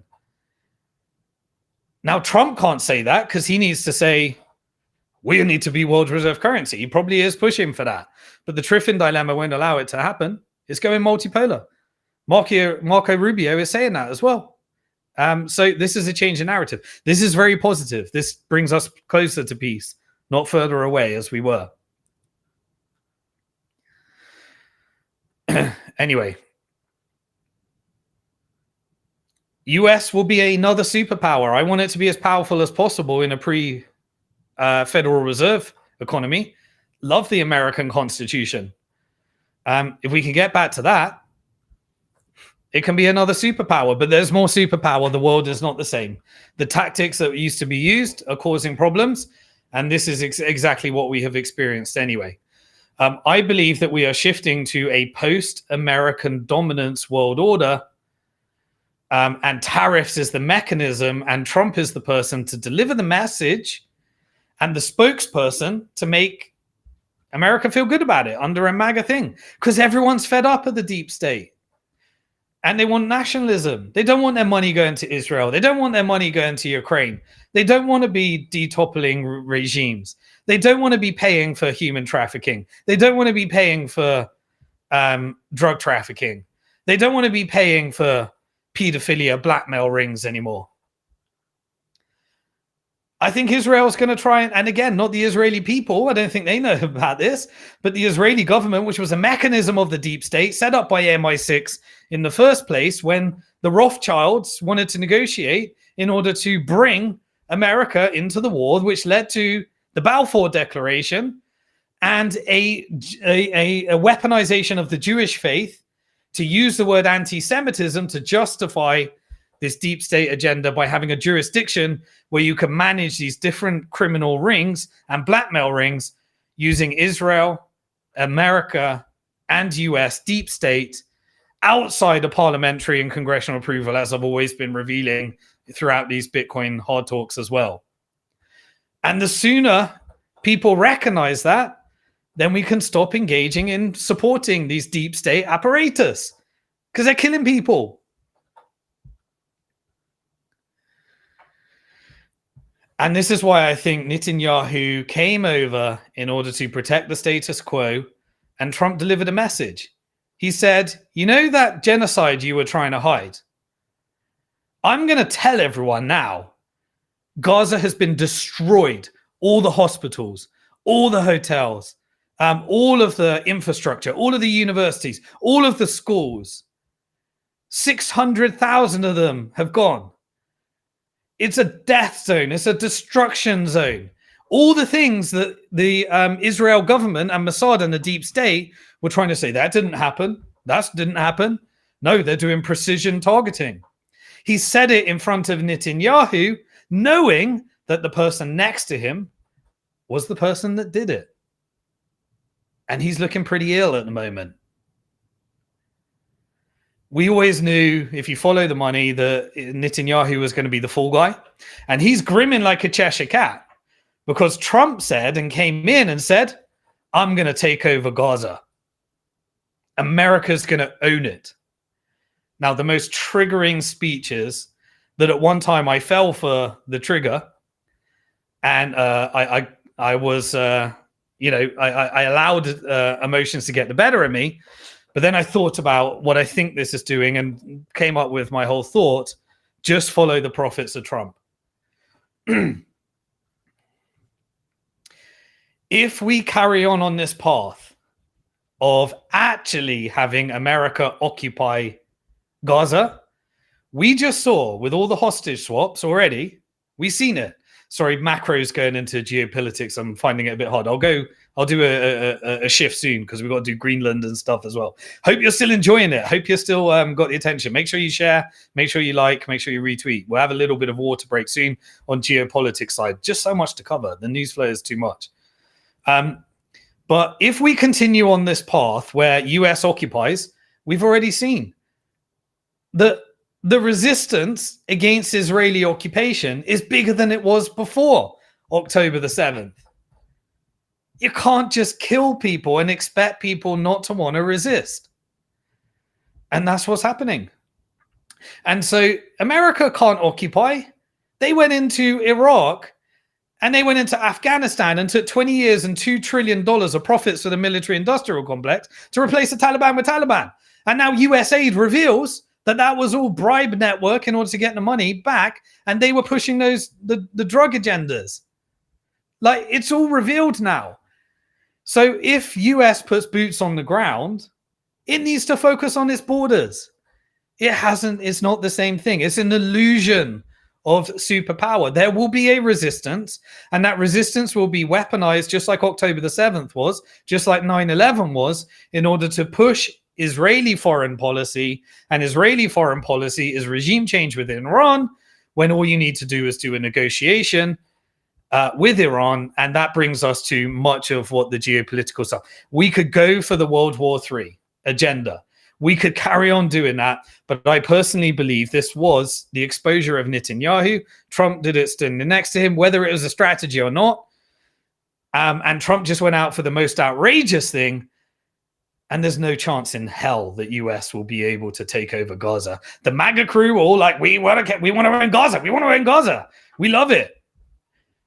No chance. It's not going to happen. That would be war with Iran. That would be Netanyahu pushing you. Those boots on the ground would be resisted. Americans will start dying.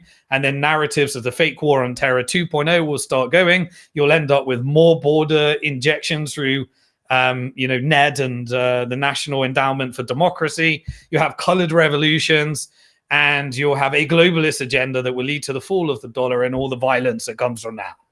Hell no. That's what the Israeli government want, because they want to use Trump to deliver what he promised with that 150 million that he took. And I think all he's given them so far is narratives. They're happy about it. But as long as America doesn't occupy Gaza, then I don't think we need World War III. And now let's play the geopolitics. Let's understand what's actually going on here. So this is now part 3. I'm sorry how long this is taking. I hope you're still engaged. Do me a favor. I'm trying to get to 100,000 subscribers. Hit the subscribe button, hit the bell symbol, hit all, share this with other people, retweet. I want as many people to understand these trends so they don't have to be fooled by all of the covert operations that are happening to scam you into war. And I hope you can join me by sharing this message, reposting, and hitting that subscribe button. If everyone that watched this subscribed, I'd get my additional 9K subscribers. I'd be over 100K subscribers. And then I can get YouTube, now that all of these messages are being uncensored, to give me a blue check. And then we can start getting the algorithms again. And hopefully I won't be, now hopefully this is what the administration wants to do now that we're revealing it all. Okay, right. Let me take a quick water break. Like, share, retweet, add a comment while we do this. We're going to go into part 3, geopolitics. And this has been a long one, but we still got more to go. I hope if you're still watching, I promise you, I'm going to give you the geopolitical side that will help you. I'm more positive over what we're seeing right now, and I'll warn you of when we're going down the negative route. Okay, all right. So that's my theory. I believe that we are moving to multipolar. In the geopolitical section now, I believe that this is the tariffs and everything are part of a retreat. I think that we're going to get a retreat from Ukraine, which is why all of the corrupt funding was exposed right now at the exact moment that it needs to be. And Gaza needs to be resolved. And the solution is not what Trump proposed. He just gave you the craziest solution, so that maybe a 2-state solution, which is, I think, where we end up, actually happens. And my ideal is I'd want equal rights for all, the Jewish people, Christian people, Muslim people, atheists. They all live together as they did before the Balfour Declaration and before all the covert operations through Haganah and all the operations where British classified terrorists like Haganah were dressing up as Arabs and blowing up hotels and blowing up ships like USS Liberty and killing American people in order to blame it on Egypt. And then you get the 48 borders, and then you get the 67 borders, and then you get covert operations like deceiving Americans into believing there's a fake war on terror after the communist Cold War ends.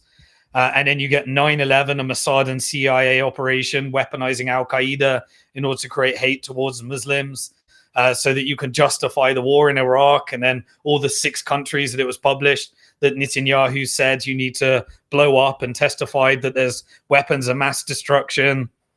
And then that card is being played again And then we had the complete atrocity propaganda I published on my blog. Look up Atrocity Inc.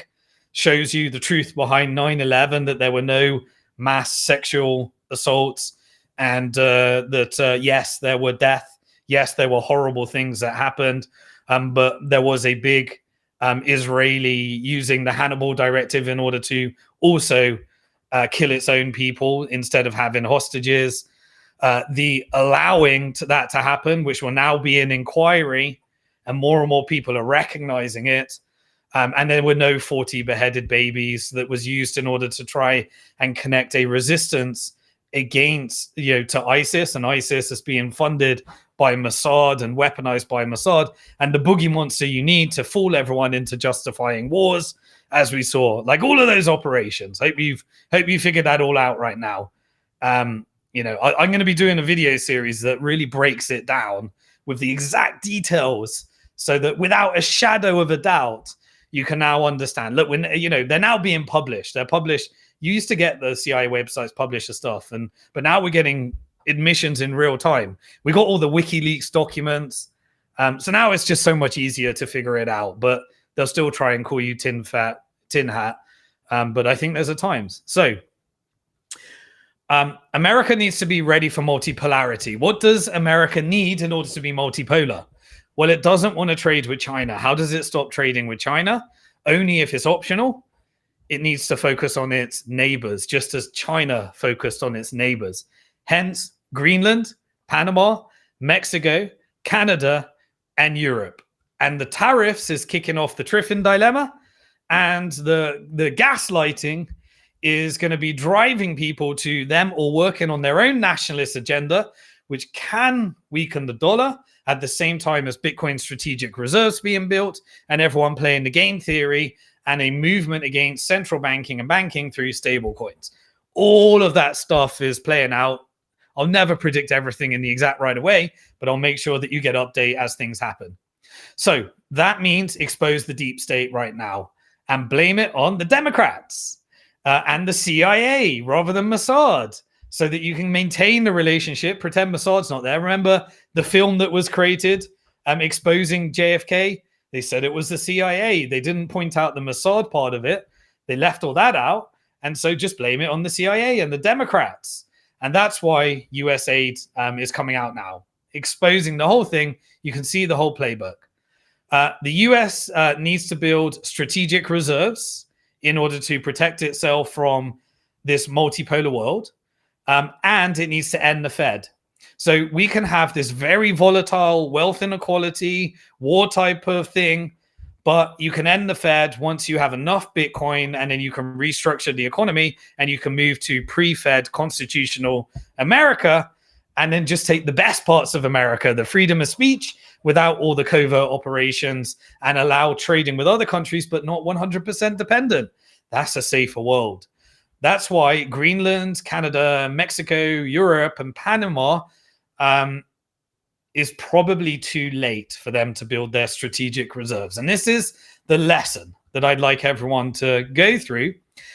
They could have protected themselves from this tariffs and had a much, much stronger negotiation point if they could have had their own stable coins, their own reserves, and not be weaponized by the dollar and get on the wrong side of the Triffin dilemma that leads to civil unrest and the potential for your people to capitulate. And like they are in Canada, saying, I'd like to be America. And other people are saying, I don't want to be part of America. But this is what happens when you have bad policies in the Fed first policy. But it would give you more tools to negotiate. And Trump has those tools to negotiate. And others are firing those tools. Multipolarity, Bitcoin strategic reserves gives you those tools so that we don't have to go to war. We can just negotiate and negotiate better deals. This is the imperative. So I much prefer currency wars and trade wars. And the way you protect yourself is through Bitcoin strategic reserves. Everyone's going to be hit relative to the dollar because of the Triffin dilemma, what we covered in the macro section. So whatever happens in America will be worse globally. And you either decide to invest that in lending it to the US government through US treasuries. They want you to lend more and more and more to prop up the Federal Reserve System, which will prevent the monetary reform, which will prevent the Bitcoin strategic reserves, which will prevent the change that is needed in order to peacefully resist, because you're propping up that system and all of the other currencies will weaken relative to it, and it will create more civil unrest and violence like we're receiving right now. So the longer that they take, rather than investing it in America's treasuries, the faster we can do this, and then they can put it in Bitcoin, and Bitcoin will give them more power, because Bitcoin has kicked the shit out of the Federal Reserve's treasuries. And I know this is not financial advice, but just in general terms, geopolitical trends, I'm not saying put all your money in this. You have to plan your finances. This isn't financial advice, but Bitcoin has beat US treasuries. I know those are different tools. And this is, this is how you build back power so you're not sanctioned and tariffed just like Russia was. So imagine if Gaza had its own Bitcoin strategic reserves in the Palestinian Authority, which is what essentially I believe the international community is going to want to put in charge, probably not with Abbas in charge. But they could do what they did in Lebanon. Lebanon, when they were resisting against the Lebanese central bank, they allowed people, a not-for-profit bank was set up, a network of banks, after the IMF destroyed everyone's saving, all the corruption, they locked everyone out of their dollars. Not-for-profits were set up where you can put your gold and your assets and you can do a collateralized loan against it, a micro loan, which made up the foundation of the whole economy, which is why when the IDF invaded Lebanon, they blew up the banks and took the collateral to weaponize, the economy, which is the story of Lebanon. And we still got US implants right now saying we want to go with the Bank of Lebanon and the Bank for International System in a debt-based Ponzi scheme because they're indebted to the International Monetary Fund, and they have their pro-Israel first prime minister that came out, and you saw the Israel ring on her hand while she was saying, we can't serve Hezbollah. This Hezbollah can't be part of the government.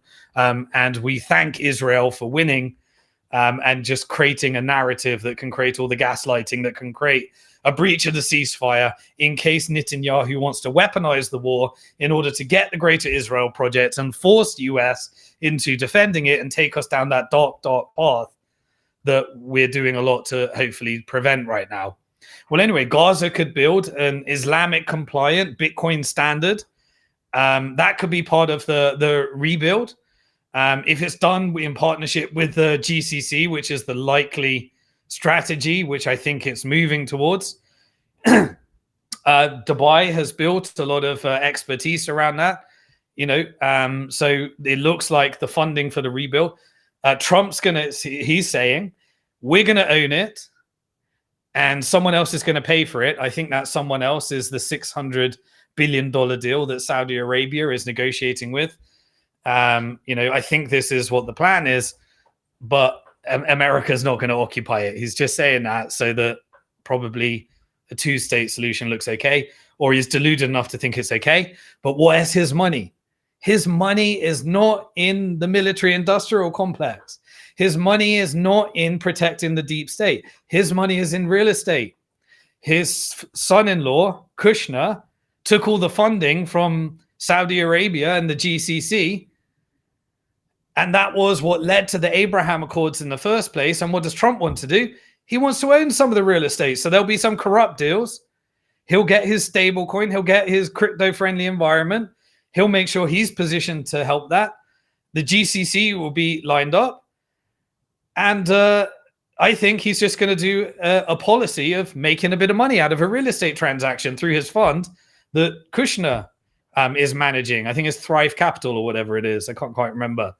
And so we could end up with a collateralized stable coin, Bitcoin standard. Syria's kind of dollarizing at the moment. Syria's looking a bit volatile. If you go through dollarization, then you're back in the Bank for International Settlements, International Monetary Fund system.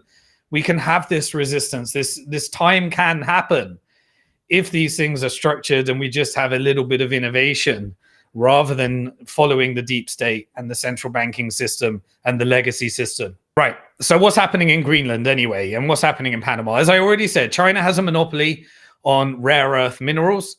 The second largest producer of these rare earth minerals is Australia, and there are a bunch of countries that have untapped resources.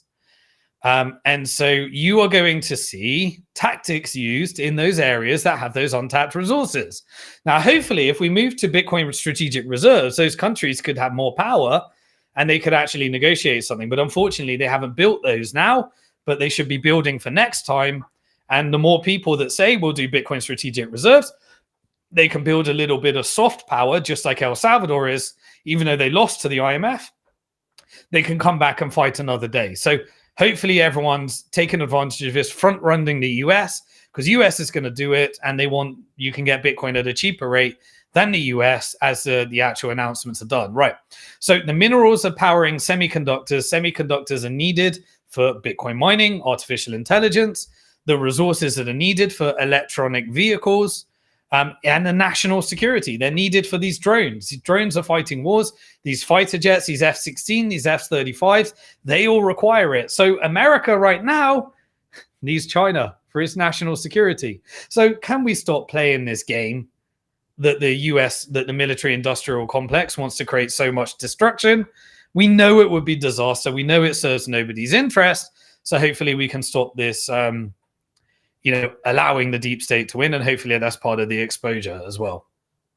Anyway, but the US is trying to push back on the Belt and Road Initiative. The Belt and Road Initiative is copying from IMF, but for China, but saying no regime change. We won't tell you how to govern, but we do want to invest in your country because we need new demand. We need your country to grow because we need new demand in case America doesn't allow us to trade with them and they do their tariffs.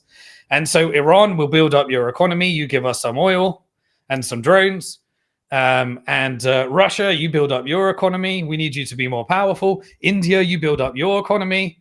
And so we're going to invest in Bangladesh, Pakistan, but America does a colored revolution. The CIA overthrows them, chucks their prime minister, democratically elected prime minister, in prison, and does the old IMF tricks. Tries to do the same in Venezuela, Brazil, all that stuff.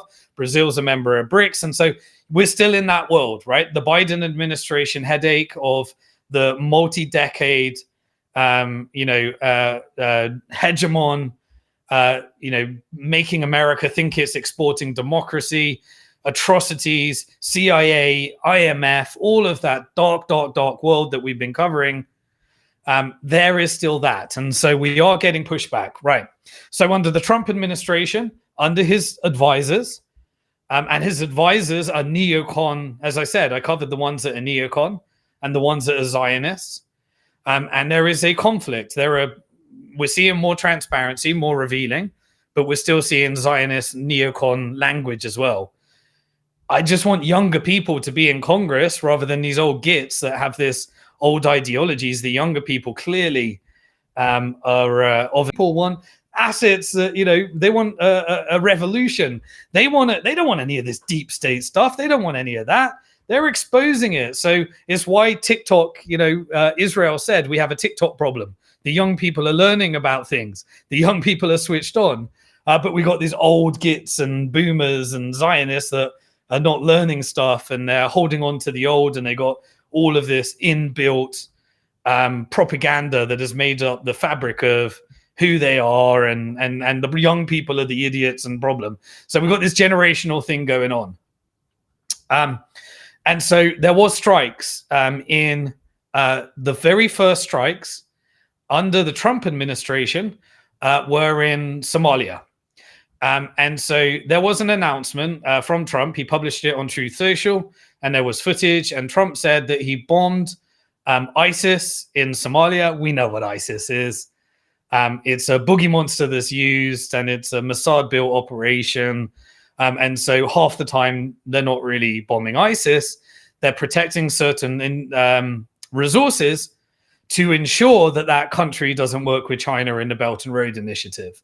So every time you see that, it's kind of like anti-Semitism. Every time you see that, it's being used to censor people and severely undermining people, the genuine, acts that are, the crimes that are committed, and the real hatred that's happening, but now it's all being weaponized in a way where it's meaningless. It's just being used as a weapon for censorship. That's it. And so yeah, we had some of that. So there's a little bit of deep state left, and that is trying to hold down the China's Belt and Road Initiative. We saw a bit of it in Panama because there's rare earth minerals in Somalia, and there's a bit of going on there as well. Right. What about Europe? So let's have a look. So Europe is next on the tariff geopolitical side from Trump, if we're to believe Trump. So there's going to be a tariff, threat that's coming to Europe. What is Europe right now? Let's take a reflection back, away from the propaganda. Where were most of the world's rare earth minerals that are needed for artificial intelligence and batteries in Europe? Guess where? Ukraine. Ukraine was the richest place for those resources. And where else is it? There's a massive amount of untapped resources. Greenland. Greenland would do competition to China and Australia. And so Greenland has become important in order to keep this multipolarity, because rather than buying those rare earths from China, America can buy them from Greenland. But there's a problem with Greenland. We'll go through that in a bit. That means that they're not being extracted right now and they're not being utilized. But hence why Elon is interested and Trump's interested. Now, what was happening leading up to this? Well, Russia, after the Ukraine war, they basically started remilitarizing in the Arctic area. And so this is the whole NATO thing. This is it obviously had the Cold War peace treaty, the military coup by the CIA in Ukraine 2014, NATO expansion, all the warnings that saying that NATO can't expand, you can't put it on our border, just like Russia cannot put submarines in the Bay of Pigs in Cuba and start threatening you, or putting them in Mexico, or putting them in Panama, or putting them in Canada. But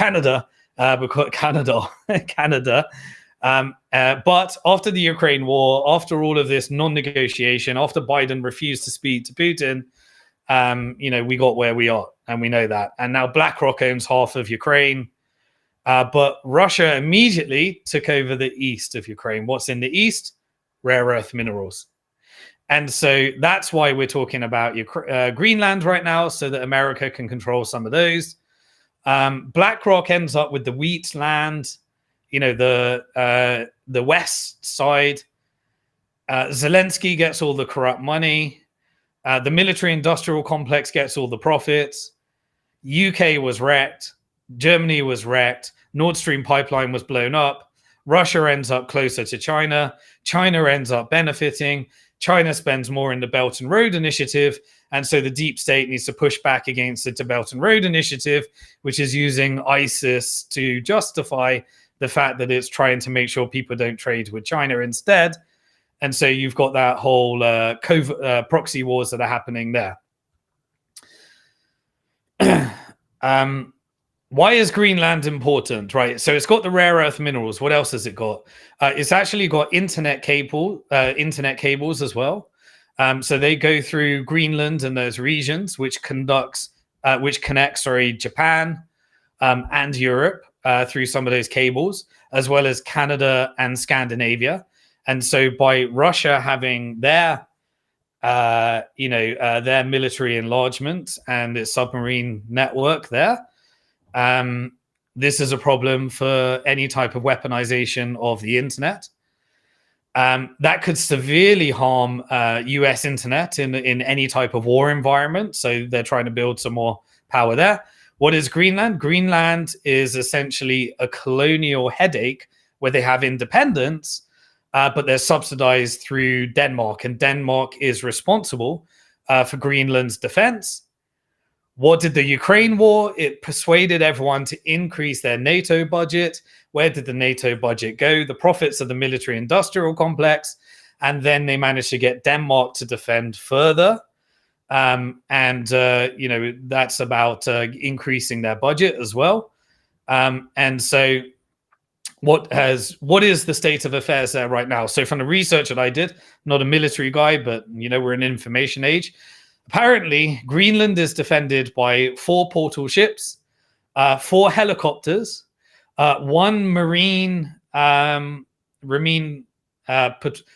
patrol aircraft, and 6 dog sleighs, so that you can go through the Greenland as well, and the dogs and the sleighs to pass it. And that's protecting the whole thing.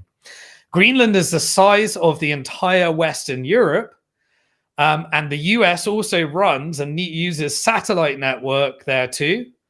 And Denmark essentially controls the sea between Russia and the Baltic states. So it's strategically very important in a neighbor first type of environment. What does Denmark do? Denmark is actually one of the largest contributors to the Ukraine war effort, contributed $7.1 billion to Ukraine. Essentially, why do they do that? Because if Greenland comes with Denmark, they get basically 50 times more power in EU and voting power by being with Greenland as well as Denmark as well. So it gives them more power in the negotiation.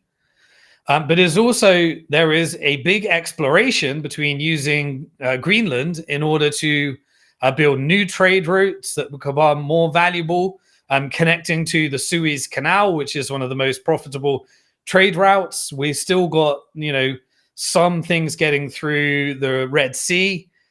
Suez Canal never shut down. But in Greenland is the 50 minerals that are critical for US national security. Now, Greenland, because it doesn't have Bitcoin strategic reserves, it is now reliant upon its colonial empire, which says you can be independent if you want, but now it's still dependent upon its colonial empire. Imagine if it built its Bitcoin strategic reserves. Imagine if Greenland was building, hodling throughout the whole process, built independent sovereign power, and then could re-collateralize those in order to invest in exploring all of those 50 minerals, and then negotiating from a position of power with America to have geopolitically strategic trade, rather than negotiating from a position of Denmark colonialism versus American empire, with no power, because you'll be able to do anything with those resources. So remember, rare minerals is your most important thing. Bitcoin strategic reserves is how you beat the Federal Reserve proof of weapon network and the global network of more inflationary currencies. And so you need to play the game. You need to put together a decade strategy here. And hopefully, with the exposure of the deep state, we're not going into war, hopefully, depending on whether we get a Palestinian cause and various other parts. 60% of the minerals that China produces are essential for the US defense, US military. 85% of them are China controlled. So China, if it wanted to slap that into the tariff war, if we get a real tariff war, doesn't make sense, right? It's why this has to be posturing. Now, Greenland could have been the beneficiary of this. Greenland has 43 or 50 of the critical minerals. The problem is that not being touched. Why? Because they got a population of about 58,000. And because they don't have Bitcoin strategic reserves, they haven't been building them, which they can start building. They're not able to, they have to rely upon subsidies from Denmark. And this is the beauty of the game theory that can come. This solves Elon's problem. So you've got a very rampant customer. If you want to do electric vehicles, they could be a major player in the world. In fact, they could be a major player on par with rare minerals without America having to trade with China or Australia. They've also got an estimated $52 billion barrels of oil. That's 3% of all global oil reserves.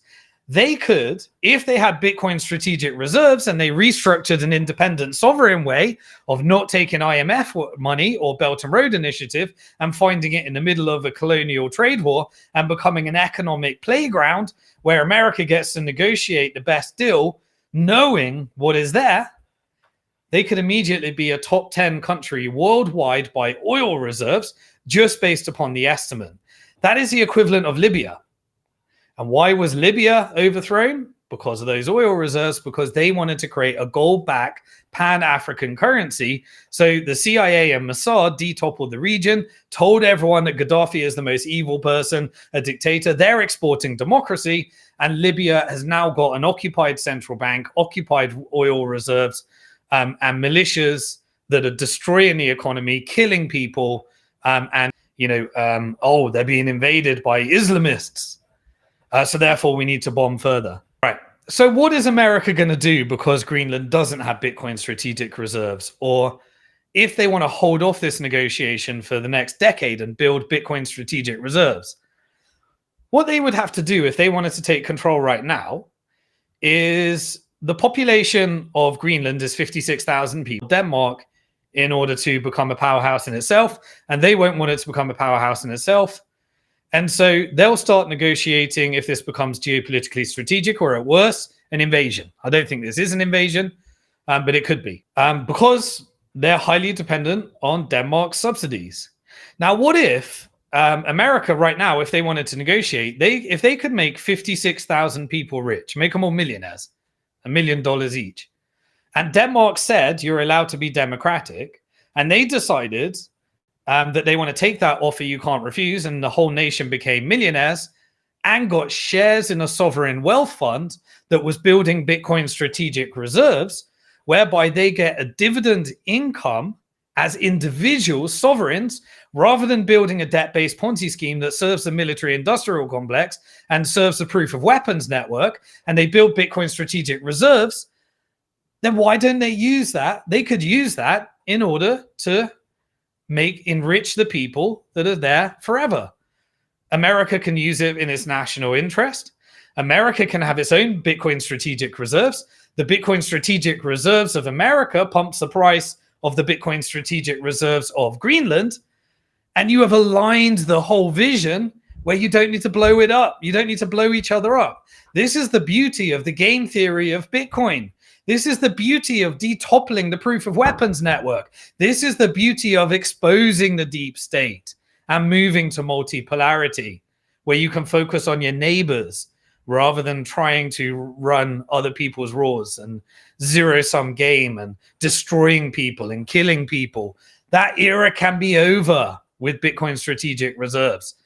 And people can change their time preference. They can be rewarded for saving Bitcoin. They can become wealthy where they spend their wealth and pay more tax because they're actually wealthy.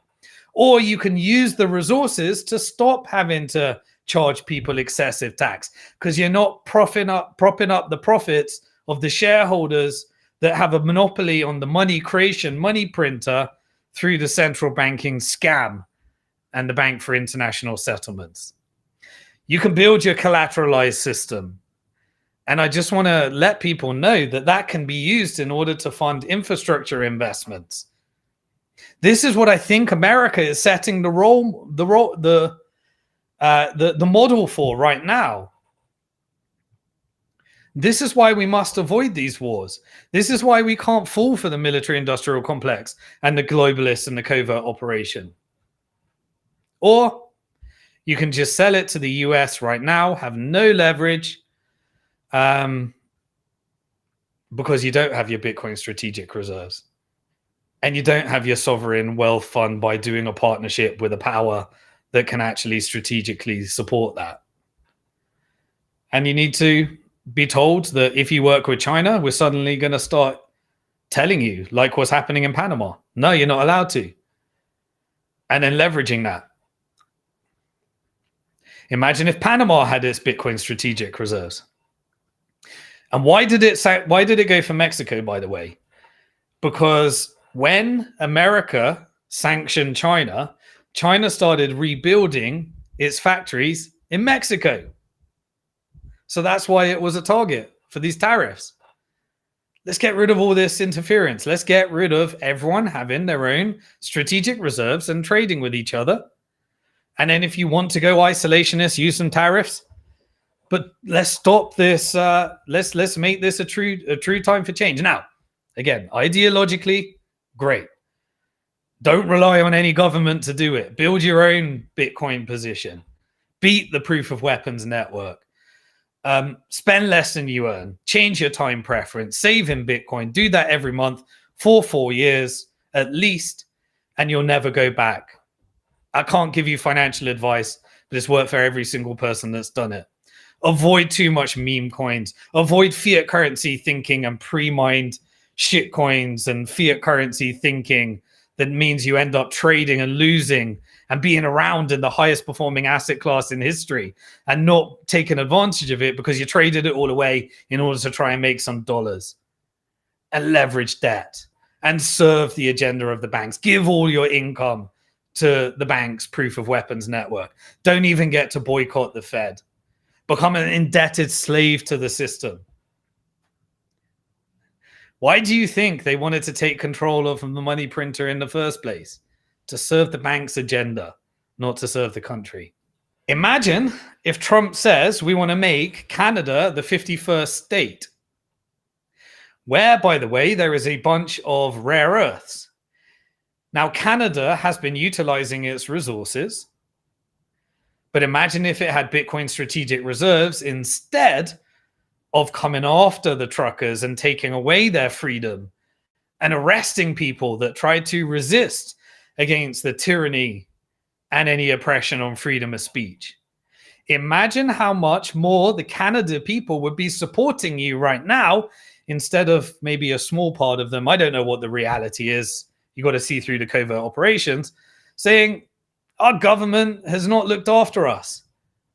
Look at El Salvador. The people love Bukele because they feel they're in a shared mission. They got Bitcoin. Bitcoin grows together. You know, they're in a shared mission. If you can create that, you're not going to overthrow your government. You're not going to be subject to overthrow. And this is an opportunity open to everybody. Trump wants to go for Panama. Why? Trade routes. Rare minerals trade routes. And the removal of the Belt and Road Initiative. Why? Because Panama had a bunch of electric vehicles. And you could get cheap goods in Panama by buying your electric vehicles from China. Data play. It's a race for the data as well. So I think we're in an interesting time right now. If America is genuinely moving to America first, and people start harnessing Bitcoin strategic reserves, and we have a global South unified and hopefully utilizing Bitcoin around a multipolar world, I think America could say, time to retreat from Syria and stop playing these proxy games and allow the people to be liberated. I think they could say, let's stop subsidizing Israel and let's force them into diplomacy. We don't need them to detopple the region anymore. Let's stop subsidizing Egypt and working where we bribe their government and use the Muslim Brotherhood intelligence apparatus in order to replace democracy with dictator and bribe him in order to have an illegal occupation that's killing Palestinians because Israel wants that land in a messianic vision of expanding the Greater Israel project and needing Egypt in order to do that. And now they're suffering close to a revolution because the people are saying, why are you maintaining this illegal blockade? And they got people on the border that are taking bribes to let people out. And Israel has already said that it wants to go back to phase two. Phase two means let's bring some hostages home and go back to war.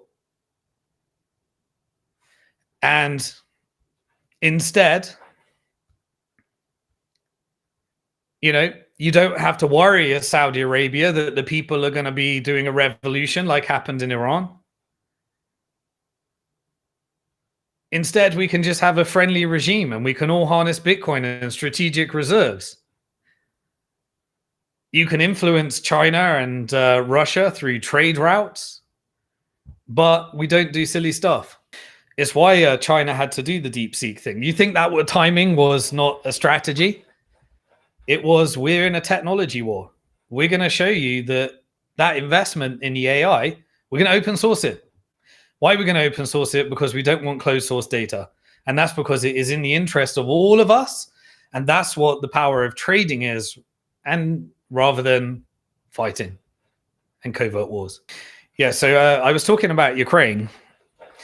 Ukraine has the estimates, I looked this one up, $7.8 trillion of rare earths exist in Ukraine. Now that region, with the negotiation, is going to be controlled by Russia, because NATO and the military industrial complex fooled the world into this unethical, 1.2 million to 1.5 million Ukrainians who fought for that land. Now BlackRock owns it. Russia gets the rare earths. America gets the wheat, but done through the military industrial complex for the profits. The Fed did the printing. America gets the inflation. The rest of the world gets deeper inflation. What did the UK do? The UK guaranteed the collateral to allow BlackRock to get it. And now BlackRock's launching their Bitcoin ETF in Europe, indebted to the International Monetary Fund. A bitch to the system. Who do you think Keir Starmer works? Works for the British people? Hell no. It was never about anything but a deeply immoral deep state mission to take over resources and kill people in order to achieve it. And now UK aid revealed it to the media. The complete corruption. Everything we've been saying at Bitcoin Hard Talk. They even said UK aid was funding the BBC, British Broadcasting Channel. State-sponsored media was getting its money from the Federal Reserve printing in order to control the narrative, to create a story that pushed people into war. Kash Patel, he's now head of the FBI. He needs to reveal more. He needs to keep online this. He needs to expose the real enemies. And it goes beyond CIA and Democrats. It goes to MI6, Bank of England, and Deep State. It goes to the Federal Reserve. I don't know whether we're going to get that level of exposure, but this is how we prevent the wars. And this is how we make sure that US doesn't go and occupy Gaza, which ends up in an absolute disaster. Iran is not Iraq. This, is not Afghanistan. This is 100 million people, one of the most militarized powers, with deep technology, that all they want to do is negotiate a deal, and the deal was done, but the military industrial complex and the Israeli lobby said, no, you can't do a deal. You can't have peace. Can't have that. We need our own illegal nukes. Anyway, US aid is absolutely the first step to getting to where we need to go. I said earlier, the second step is the National Endowment of Democracy. This is where colored revolution, covert regime changes, 10x the illegality and criminality of what UK aid has been doing. And yes, it's bipartisan, but let them say it's just the Democrats. If that's what the political will we need to get where we need to go, then fine, let's do that. But there's a lot more. The money's being rediverted. Now we know it. We need to recognize it. We can't trigger each other. We can't gaslight each other by saying you're a conspiracy theorist. We can't say criticizing a government, a political ideology, is anti-Semitic if you're criticizing the blackmail rings that's created. There is a reason why the Epstein file wasn't released. We got the JFK file. There's a reason why the 9/11 file hasn't been released. Hold Trump to it. We need to keep on this momentum. We need to keep educating. We need to keep going and support me in making sure that YouTube's not oppressing these messages. Now we're actually, these are real things. These are not things that you can dismiss people over. BlackRock owns half of Ukraine. That's the reality. Trump's going to negotiate that deal. He wants to have some real estate in that as well. That's how this is going to work. If we want to understand Trump, we need to understand where the money is made. So the Ukraine war was because essentially the profits of those rare earth minerals, they wanted to move Russia away from them, and now they're closer to them, and now they have a military alliance and a multipolar world. That's the way the world is going. And so there's going to be a negotiation between Trump and Putin. We haven't seen where that's going. I think it's next on the list. Hopefully we put an end to this stuff. And that's why I think it was the exposure. It just said, right, let's expose this stuff for what it really is. The West side is wheat, as we said. Zelensky, he came out and said $100 billion has disappeared. He didn't receive it. US contractors received it. Ukrainian corruption received it. FTX was involved in a little bit of it. Notice how the FTX didn't get any investigation into the political campaign financing. They brushed that one under. And now, after so many have died, after so much death and destruction, Zelensky comes out and says, I'm ready to talk with Putin and end the war.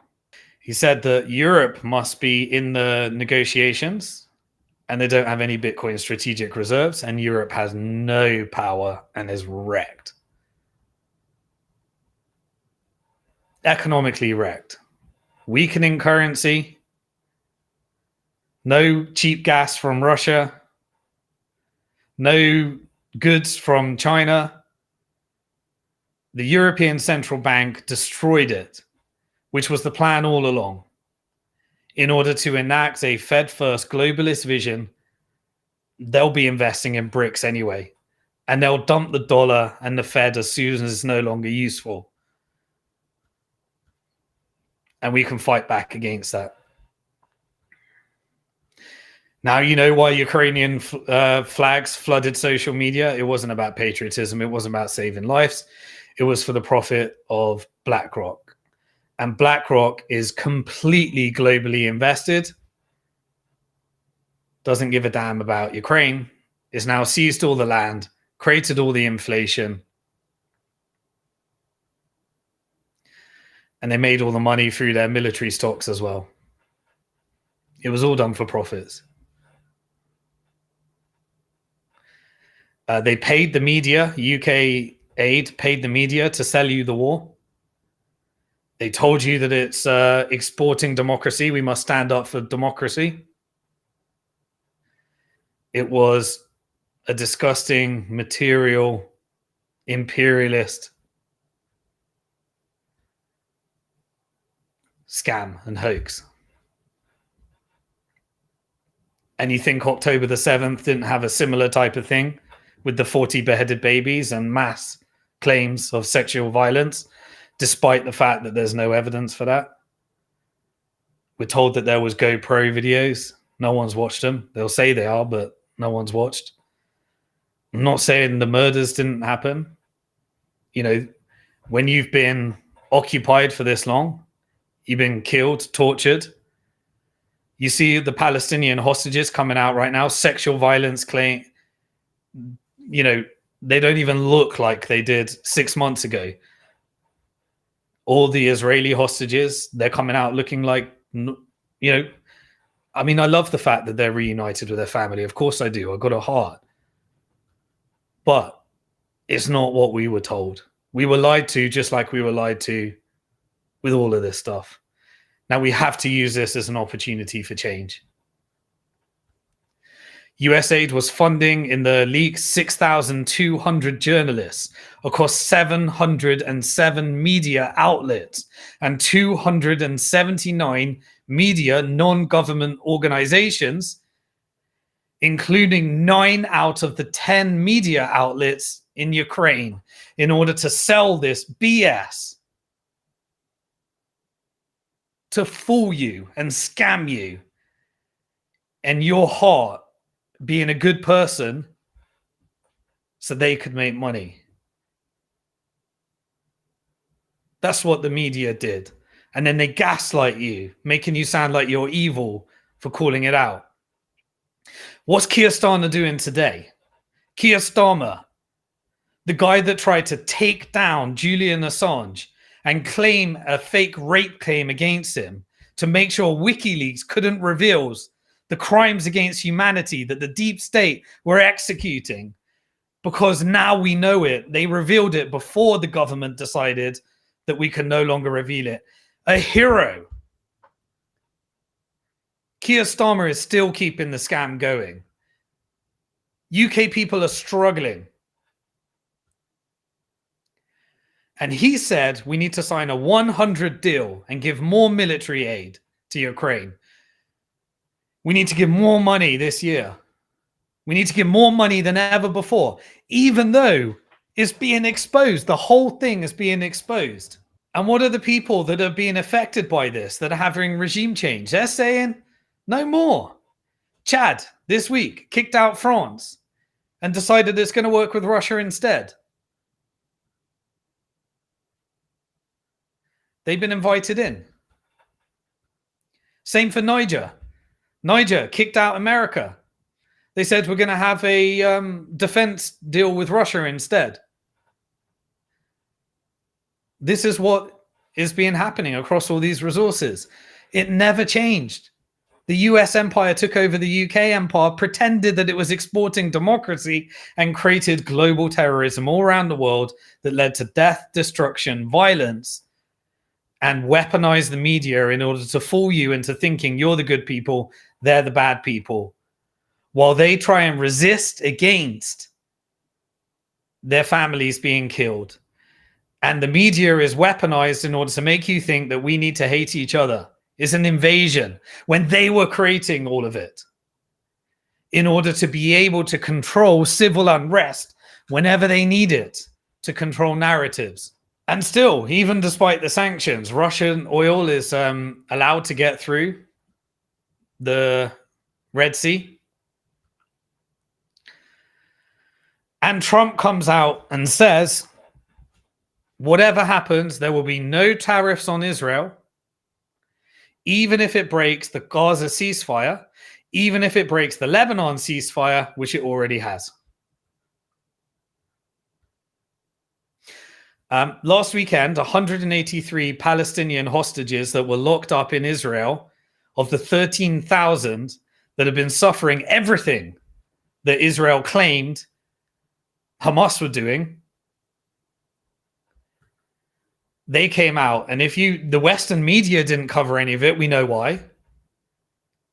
They were tortured, sexual assault, the same type of thing. Every accusation was a confession. And then we have 3 Israeli hostages coming back. There'll be another swap like that this weekend. 400 Gazans, they were in critical illness. Elderly people suffering from cancer won't be able to get their cancer treatment. They're able to go across the Egyptian border in order to get medical care, but they aren't able to return to their families because they're still Israel wants to make sure that the population goes down in Gaza. Mike Huckabee, the ambassador for Israel in America under the Trump administration, he refuses to call the West Bank, and Gaza. He wants to call it Judea and Samaria, in that it's that the Palestinians don't live there. It's a fake thing. This is the Trump administration. He says there's no occupation, even though the entire it was ruled in court it's an illegal occupation. There's no settlements. Even he says that this is people building their land and building communities. terrorizing Palestinians out of the West Bank. No Hamas there, just state-sponsored terrorism in order to burn down houses, kill Palestinians, bulldoze their houses, bulldoze the infrastructure, and rebuild. And Trump said, we're not going to sanction them anymore. But we are going to send another $1 billion over to Israel. We don't care about US aid to Israel or Egypt, because they're still trying to keep the plan of ethnic cleansing. And if ethnic cleansing doesn't work, he's got this wild plan called US will occupy. Israel's loving it, and I think there's a bigger plan anyway. Okay. I believe, and this could be deluded, Israel's a tiny economy relative to the Gulf, the GCC. The GCC, we're talking trillions.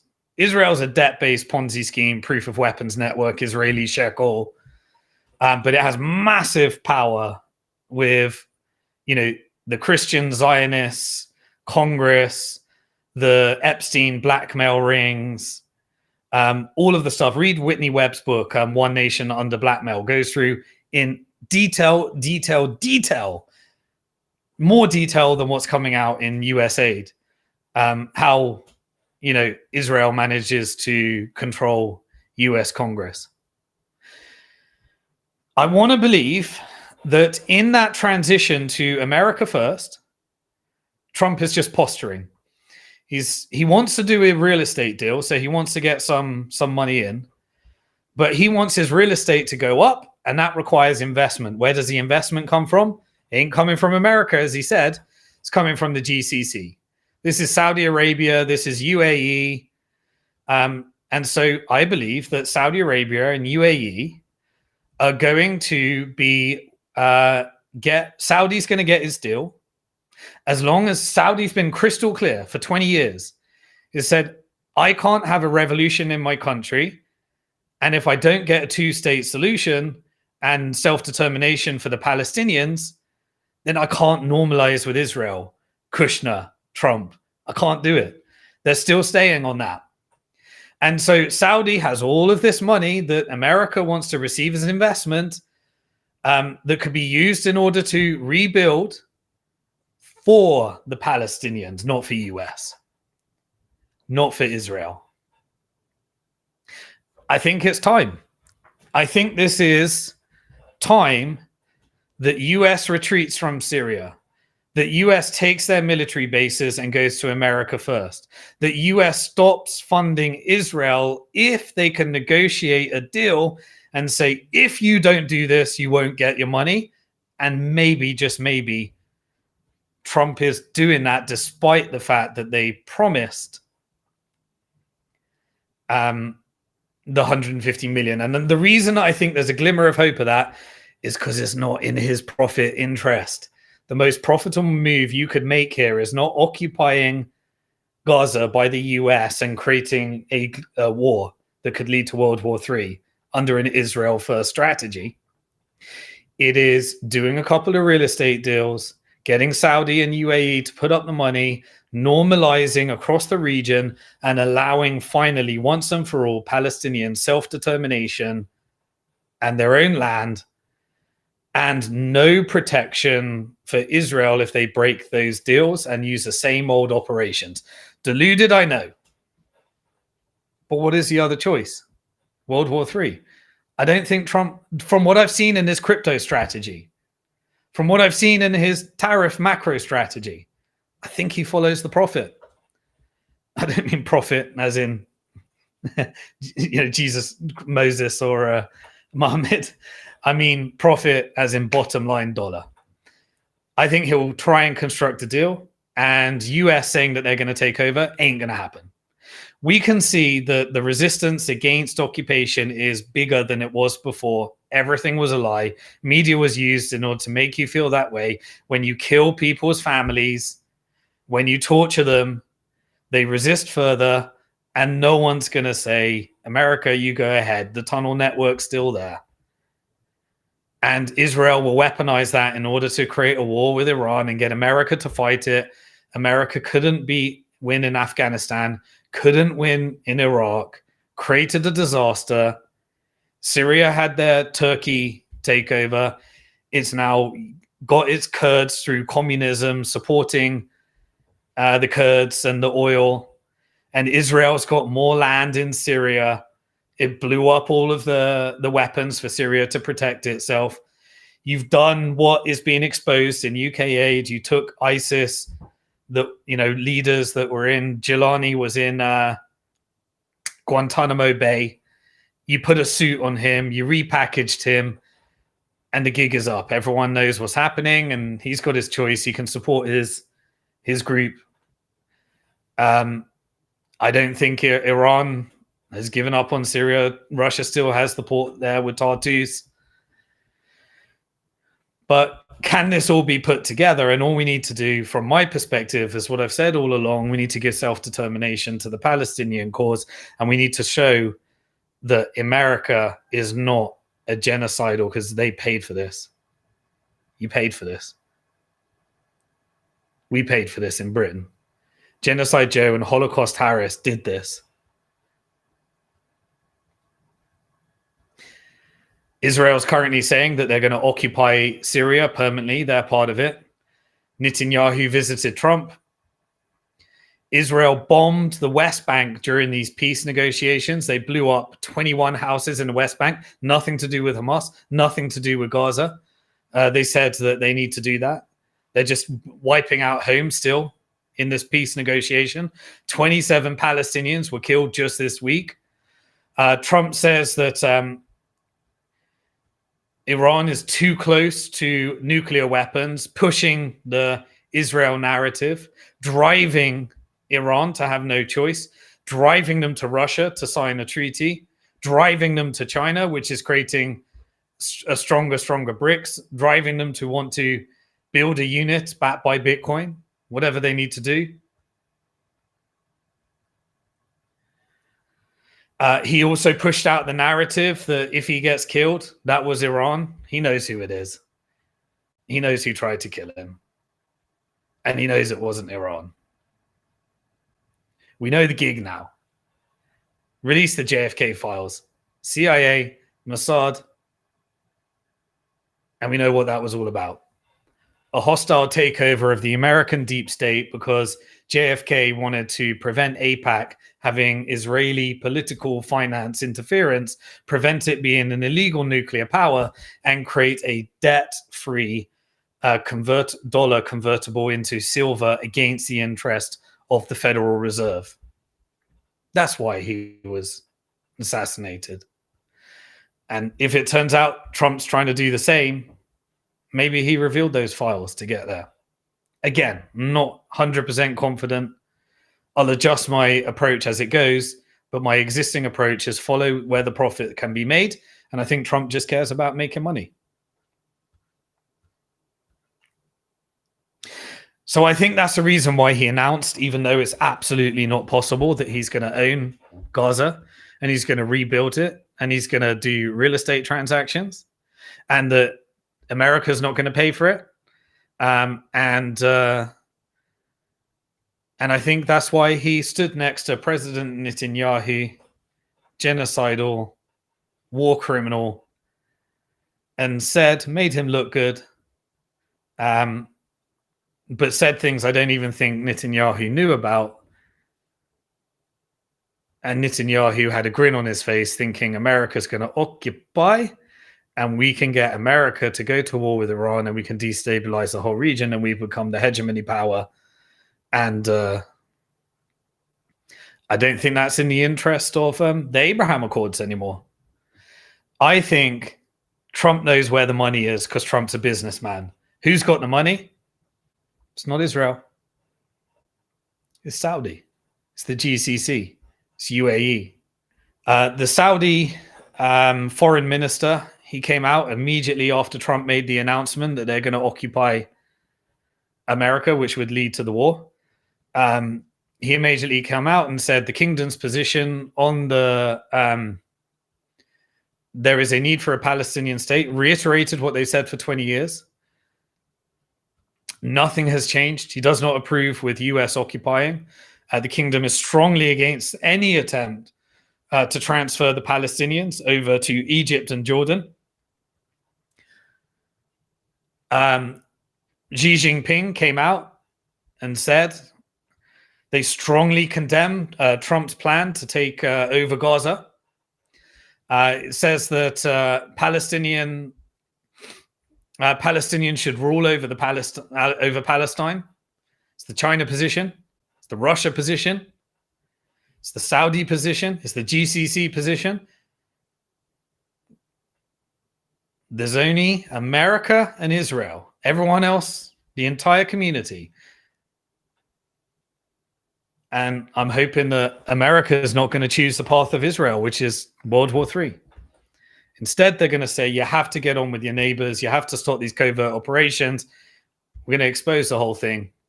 And the reason is because I want to make some money out of a real estate transaction. I'll get my hotel in Gaza with the GCC. And the only way it's going to work without creating an uprising in Egypt, without creating an uprising in Jordan, is if Palestinians have the Palestinian land. That's justice. Reparations. Put an end to this stuff. End the proof of weapons network. Gaza can have Bitcoin strategic reserves. Build a fully compliant system based upon strategic Lebanese model that was built when the Lebanese central bank was occupied by the International Monetary Fund, and they stole everyone's wealth to destabilize the region and steal their wealth and create carnage. In the next 4 weeks, we'll know the answer. Trump has said that he's going to announce what he's going to do with the West Bank. At the moment, the Israeli lobby believes that they've paid to annex the West Bank and hand it over to Israel. If instead there is a negotiation and Trump's profit interest leads to a Palestinian state, and the GCC essentially saying, America wants to be America first. Saudi, you're in charge. Give us the $600 billion investment. Start with $100 billion. We'll do those deals. You can have the nuclear power. You can have the F-35 jets. We'll do a deal with Iran. Rather than China normalizing between Iran and Saudi Arabia, America can look like it's still got power and do the right thing. Israel is your problem, GCC. Just make sure it allows the Palestinian state to exist and will allow you to be a nuclear power in order to do it. And the world can just get back to diplomacy, and we can prevent World War III, and we can have a multipolar world. I think the Palestinian Authority is the one that they're going to pick for that. I don't know. Whatever the Palestinians want is that democratic process. Unfortunately, because they don't have Bitcoin strategic reserves, they don't have leverage. Well, they got the resistance, and that's what it took. It took death, murder, and destruction to get here. And a lot of people made a lot of money. Stop the settlements. That's the real terrorism. Stop covering it up. Stop talking about ethnic cleansing. Stop saying that Egypt needs to take them, and if they do, that creates a revolution in Egypt. Stop saying that Jordan needs to take them. Put together a real solution. Take away the power that Israel has over Congress. They'll fight it with all they got. But now we've exposed everything, and I need you to be educated and you to know what's happening. And guess what? Align your interests with Trump. Trump's going to make a shitload of money out of Bitcoin. Trump's going to look to build a crypto strategy to take on the Fed. Trump's going to look to be America first. Trade with BRICS. And the only path against that is if they do occupy Palestine, I believe that the resistance will kill American troops on the ground, And that will be weaponized through covert operations of Israel in order to scam America into fighting Iran. And Iran fighting America is going to be a whole lot worse than anything we have seen, because Iran has just signed a deal with Russia, and Russia and Iran are strategically important for China to succeed. And China will end up with the price of oil going down. And if the price of oil goes down, China will be able to get that cheap oil, keep producing, and support through the Belt and Road Initiative. And we can go through a really, really bloody path if we want to go down that route. Do not ethnically cleanse. Okay, what else have we got? I know it was a very long one today. I hope you've been engaged in that. No chance that the US is going to occupy Gaza. Can't happen, won't happen, will create World War III. In my opinion. I'll adjust if something happens. I think Trump's going to back the Saudis. I think Turkey's building power. I think there's a nice balance. I think Iran will get a deal. I think Saudi will get a deal. I think Turkey's got that power there as well. And the only way is if we construct win-win-win-win-win. And I hope that we can just line profits to do that, because the model of protecting the dollar is dead. It's gone. Fight the dollar, end the Fed, stop the oppression of the world, stop pretending you're exporting democracy, get control of wealth inequality.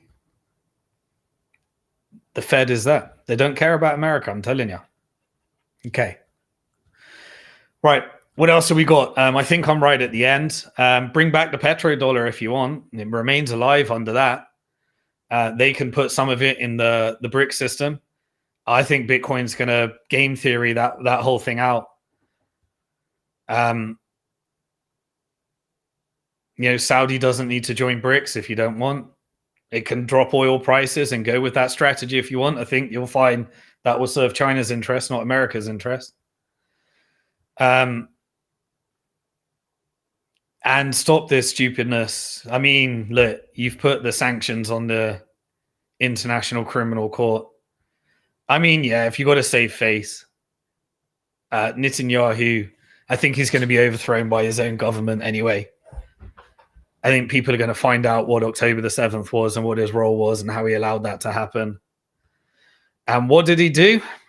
As a parting gift, he gave President Trump a golden pager representing the pager that was used to take out the Hezbollah leadership and the Hezbollah people by blowing it up in their pockets while some people were on the toilets and blew up their genital parts.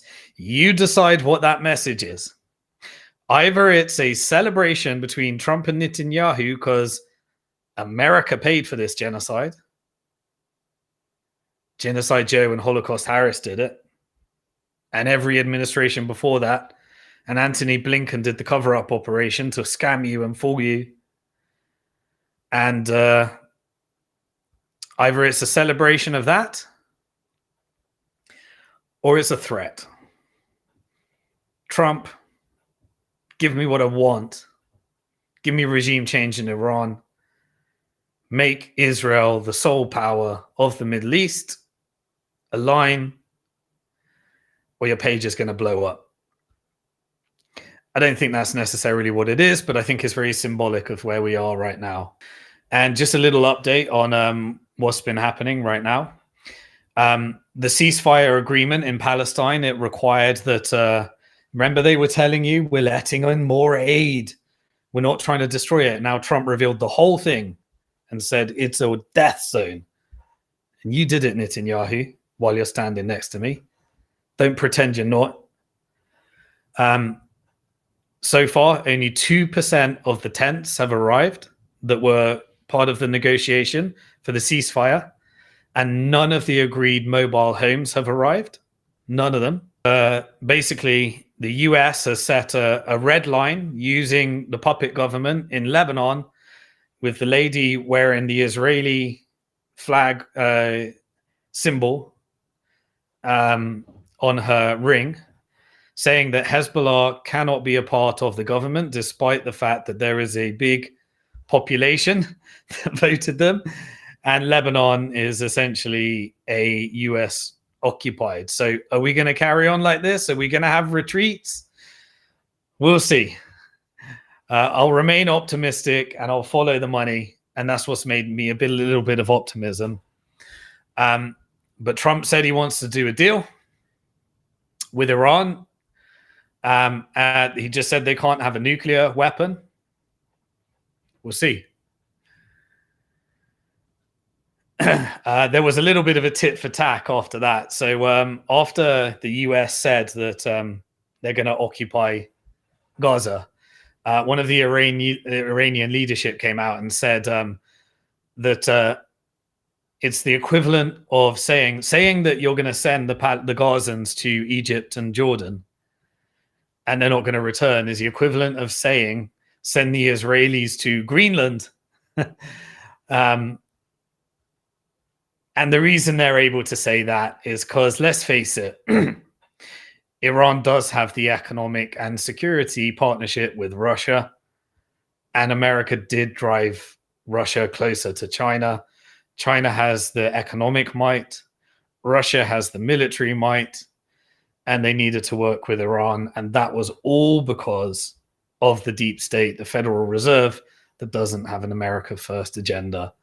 And Russia's got in a deal with North Korea, another victim of the fake, or at least the Cold War, for the profits of the military-industrial complex that contributed to America's $36 trillion of debt that is leading to homelessness and drug addictions in America right now.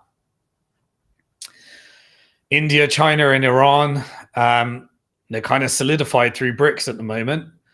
And that's why Marco Rubio came out in his interview, met with the Panama president, and got a deal to negotiate the border, and said no Belt and Road Initiative because neighbors are going to work with neighbors. We're moving to multipolarity.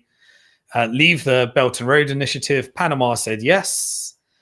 And this is the type of deal, I guess. And are we going to return to deep state covert operations? Well, as I said, read Economic Hitman, Confessions of an Economic Hitman, to see how that America relationship worked before. Trump's airstrikes in Somalia were all about deep minerals, but I'm going to cover that. I'm going to cover that another time, I think. I think this is a time to end. I had too much content. That's going to do it for episode Bitcoin Hard Talk, episode 69. Where we went through everything that happened this week in Bitcoin, everything that happened this week in macro, everything that happened this week in geopolitics. Long episodes, but that's just the way everything's moving at the moment. I hope it was engaging. I hope you watched this right till the end. I think you would agree. We are a pivotal moment in financial history. Never forget, you are alive at one of the most interesting and exciting times in financial history. We could do it with peace, love, and unity. And I think Bitcoin is that peaceful resistance and protest against the violent proof of weapons network that is being exposed for what it is more and more every single day. And I want to make sure that you are on the right side of that change. Help me get to 100K subscribers. Share, like, subscribe. And once I get to that 100K subscribers, we can get a blue check and we can start getting this message out to more and more people. Now, it appears that this is not a censored message. We shall see. Peace.